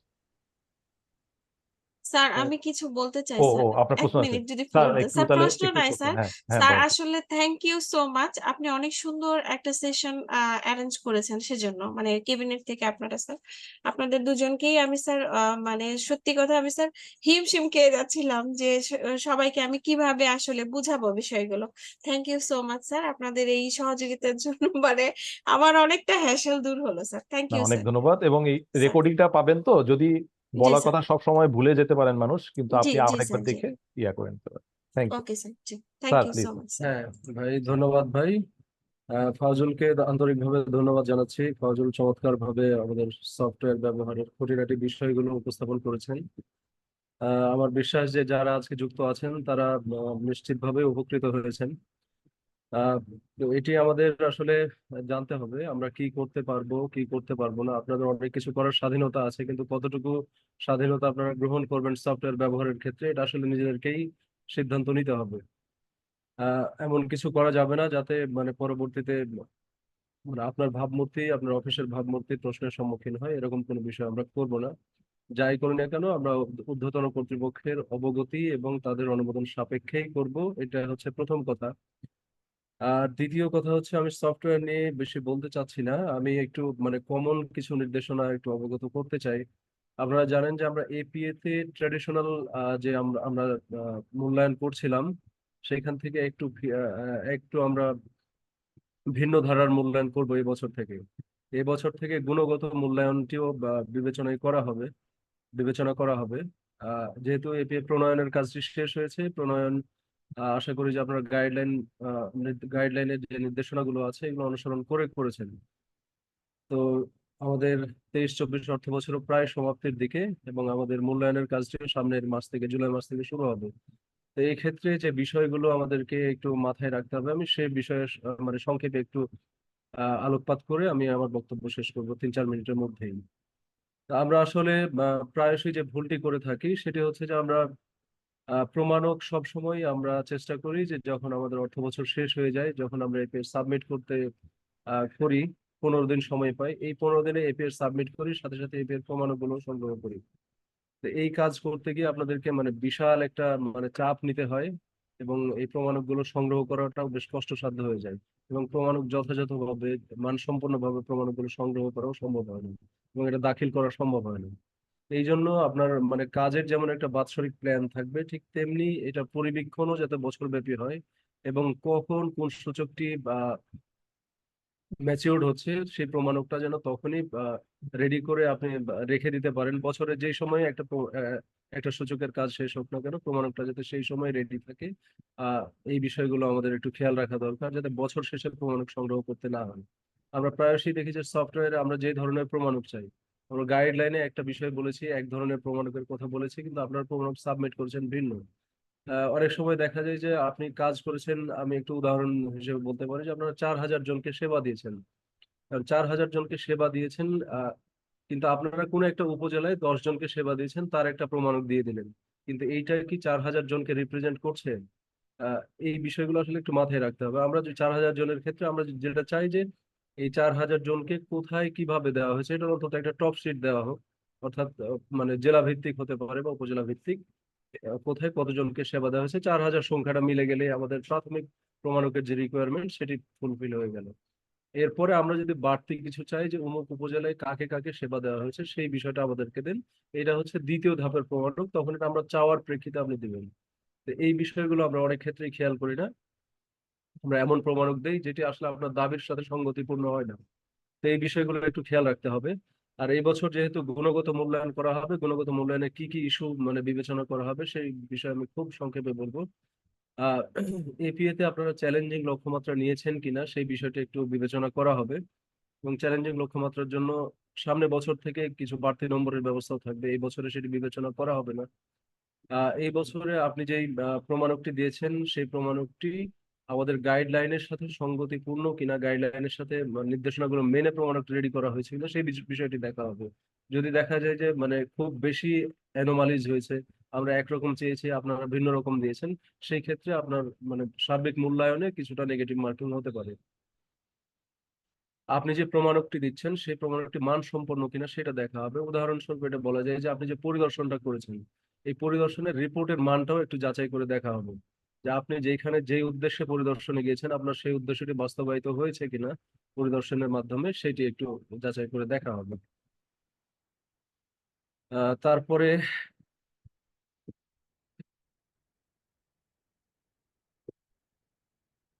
তারপরে হচ্ছে যে আহ, আপনি যে সিটিজেন চার্টার অনুযায়ী যেই সময়ের মধ্যে সেবা দেওয়ার কথা, কোনো একটি সেবা ধরি একটি সেবা আপনার সিটিজেন চার্টারে 7 দিনের মধ্যে দেওয়ার কথা আছে, আপনি ওই সংক্রান্ত সূচক যদি নিয়ে আসেন আপনার এপিএতে, সেটি আপনি যদি উল্লেখ নাও করেন মূল্যায়নের সময় অবশ্যই দেখা হবে যে আপনি সিটিজেন চার্টার অনুযায়ী সেবাটি দিয়েছেন কিনা। যদি এটি সিটিজেন চার্টার অনুযায়ী না হয় সেক্ষেত্রে নেগেটিভ মূল্যায়ন করা হবে। এবং ক্ষেত্র বিশেষে আপনি আপনি যাদেরকে সেবা দিয়েছেন সেই সেবা গ্রহীতার সাথে টেলিফোন বা অন্য কোনো মাধ্যমে যোগাযোগ করেও সেবার মান সম্পর্কে একটা ধারণা নেওয়া হবে। এক্ষেত্রে র্যান্ডম স্যাম্পলিং করা হবে, অর্থাৎ আমরা যে কোনো 8-10 জনকে ফোন দিতে পারি, সেখানে রেশিও অনুযায়ী যদি মানে 4 জন অসন্তুষ্ট হন বা 4 জন সেবাটি পাননি বলেন, সেই ক্ষেত্রে বাকি যে 60% পেয়েছেন এইভাবে ওই সূচকের মান নির্ধারণ করা হবে, ওই 60%কে আপনার অর্জন ধরা হবে। তারপর কোনো একটা সেবা কতটা সহজ পদ্ধতিতে দেয়া হচ্ছে বা সহজ পদ্ধতিতে সেবা গ্রহীতার বিষয়টি মানে সেবা প্রদানের বিষয়টি সেবা গ্রহীতাগণকে অবহিত করা হচ্ছে, এই বিষয়গুলো মূল্যায়ন করা হবে। এবং সেই ক্ষেত্রে সেবা প্রদানের ক্ষেত্রে যদি কারো কোনো অভিযোগ থাকে তারা এটা সহজেই দাখিল করতে পারছে কিনা এবং তারা অভিযোগ দাখিল করলে সেটি নিষ্পত্তি করা হচ্ছে কিনা, এই বিষয়গুলো এবার মূল্যায়নের সময় বিবেচনা করা হবে। তারপর শুদ্ধাচার অনুসরণ করে সেবা প্রদান করা হচ্ছে কিনা এই বিষয়টিও দেখা হবে। যখন কোনো প্রশিক্ষণ বা কর্মশালা করা হচ্ছে সেখানে যারা অংশগ্রহণকারী থাকছেন তাদের সাথে এই প্রশিক্ষণ বা কর্মশালার যে বিষয়বস্তু এটা সংশ্লিষ্ট কিনা, অর্থাৎ যারা স্টেক হোল্ডার তারা আসলে এই প্রশিক্ষণটা নেওয়ার জন্য উপযুক্ত কিনা সেই বিষয়গুলো যাচাই করা হবে। এবং সেক্ষেত্রে কোন বিষয়ে একটা প্রশিক্ষণ আলোচনা করা হয়েছে সেই বিষয়গুলো মূল্যায়নের ক্ষেত্রে দেখা হবে। ক্ষেত্র বিশেষে মন্ত্রিপরিষদ বিভাগের কর্মকর্তাগণ আপনারা যে অর্জনের দাবি করেছেন সেটি যাচাইয়ের জন্য বিভিন্ন জায়গায় পরিদর্শন করতে পারবেন, অথবা আমরা চাইলে মাঠ প্রশাসন থেকে অথবা কোনো ডিসি অফিসের থেকে বা ইউনোদের কাছ থেকে আমরা আপনাদের অর্জনের বিষয়ে আমরা মানে ক্রস চেক করে নিতে পারবো। ক্রস চেক করে কোনো অর্জনের বিষয়ে আমরা চূড়ান্ত সিদ্ধান্ত নেব এবং সেভাবে মূল্যায়ন করা হবে। আর একটি বিষয় এবার দেখা হবে, সাধারণত এটি আমরা করে থাকি, অনেকেই করে থাকেন, নম্বর প্রাপ্তির জন্য সূচকের লক্ষ্যমাত্রা নির্ধারণ করে থাকি, সহজ লক্ষ্যমাত্রা, অর্থাৎ আমি আমার কমফোর্ট জোনে থেকে লক্ষ্যমাত্রা নির্ধারণ করি। তো যদি আমাদের কাছে এটা প্রতীয়মান হয় যে আপনি কমফোর্ট জোনে থেকেই লক্ষ্যমাত্রা নির্ধারণ করেছেন, সেই ক্ষেত্রে নম্বর কর্তন করা হতে পারে। এটি মানে সফট টার্গেটটা কিভাবে হবে এটি আমরা মানে কিছুটা ক্লিয়ার করেছি, যে যদি মনে হয় যে এটি একেবারে নিশ্চিত রূপে নম্বর প্রাপ্তির অভিপ্রায়ে এই লক্ষ্যমাত্রা নির্ধারণ করা হয়েছে সেটাকে সফট টার্গেট ধরা হবে।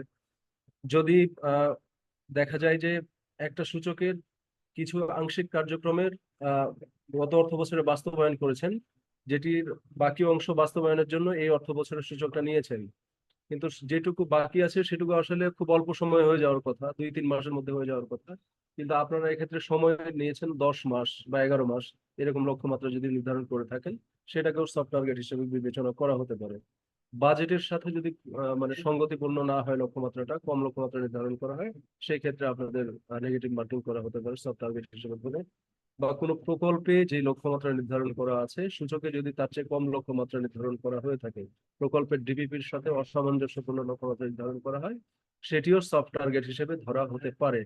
এছাড়া আপনি মানে ট্রেডিশন যেটা বলে যে আপনি গত 4-5 বছরে এক হারে আপনার অর্জন হচ্ছে, কিন্তু এই বছরে আপনি তার চেয়ে বেশ উল্লেখযোগ্য পরিমাণে কম লক্ষ্যমাত্রা নির্ধারণ করেছেন, কিন্তু অর্জনে গিয়ে দেখা হলো যে ট্রেডিশনটাই ফলো করেছেন আপনি, ওই ট্রেডিশন অনুযায়ী লক্ষ্যমাত্রা অর্জিত হয়েছে বা তার চেয়ে বেশি হয়েছে, সেই ক্ষেত্রে এটাকে সফট টার্গেট হিসেবে ধরা হতে পারে।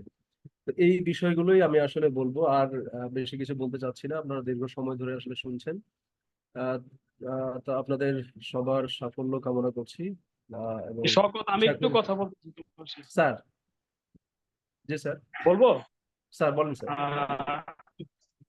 ক্যাবিনেট ডিভিশনের দুজন আমাদের টিএস ডেপুটি সেক্রেটারি ফয়জুল কবির এবং শওকত, দুজন আমার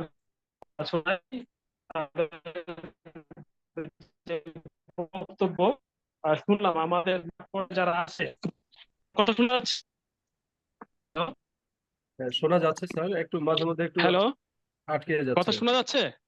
হ্যাঁ, শোনা যাচ্ছে স্যার। শোনা যাচ্ছে স্যার। হ্যাঁ, আটকে যাচ্ছে। তো আজকে দীর্ঘক্ষণ বসে আমরা আমাদের প্রায় 56 জন, হ্যাঁ 56 জন, টোটাল 56 জন আমরা কথা শুনেছি মনোযোগ সহকারে। এবং এই বক্তব্যগুলো আমাদের অধীনস্থ দপ্তর সংস্থা এবং মাঠ পর্যায়ে যারা আছে তারা ভালো করেই শুনেছে এবং জেনে গিয়েছে। আর একটা বিষয় হলো ফয়জুল কবির আমাদেরকে সুন্দরভাবেই দেখিয়েছে। পাশাপাশি তোমার বক্তব্য স্যার, যেটা ধন্যবাদ হলো স্যার। সেটা আমরা এই ক্যাবিনেট ডিভিশনে গিয়ে ক্যাবিনেট ডিভিশনে শুনেছি বিষয়গুলি। সেটা অনেক কিছু আমরা দেখে শুনে করেছি এবং অনেক চ্যালেঞ্জিংও আছে আমাদের। ইনশাল্লাহ আমরা সেগুলো অ্যাচিভমেন্ট করার জন্য আমরা ট্রাই করব এবং সেটা অ্যাচিভমেন্ট করবো ইনশাল্লাহ। এবং আমাদের সাথে সহযোগী যারা আছে মাঠ পর্যায়ে তারা যে টার্গেট গুলো সেই টার্গেট গুলো ফুলফিল করার জন্য আমরা সেগুলো চেষ্টা করবো। এবং প্রত্যেকটা কোয়ার্টারে 4টা ভাগে যদি আমি ধরি 3 মাস অন্তর অন্তর, তাহলে প্রত্যেকটা কোয়ার্টারে কাজ যদি কোয়ার্টারে শেষ করতে পারি প্রমাণক সহ, তাহলে আমাদের শেষ বছর এসে বড় ধরনের একটা চাপ সৃষ্টি হবে না। তো আমরা সেই আলোকে এগিয়ে যাব। তো আজকে যারা এইখানে ক্যাবিনেট ডিভিশনের 2জন ডেপুটি সেক্রেটারি আসছেন তাদেরকে আমি ধন্যবাদ দিচ্ছি। আর যারা ফিল্ড পর্যায়ে এই সাথে সংযুক্ত ছিলেন তাদেরকেও ধন্যবাদ দিয়ে আমি আমার কথা শেষ। আসসালামু আলাইকুম। ধন্যবাদ শওকত, স্যার। স্যার আমি মিটিংটা শেষ করলাম স্যার। অসংখ্য ধন্যবাদ। ধন্যবাদ স্যার, আসসালামু আলাইকুম। স্যার থ্যাংক ইউ স্যার, আসসালামু আলাইকুম স্যার। আচ্ছা। থ্যাংক ইউ জি স্যার। থ্যাংক ইউ স্যার, আসসালামু আলাইকুম স্যার। আসসালামু আলাইকুম স্যার, থ্যাংক ইউ। আসসালামু আলাইকুম স্যার, থ্যাংক ইউ স্যার। আসসালামু আলাইকুম স্যার।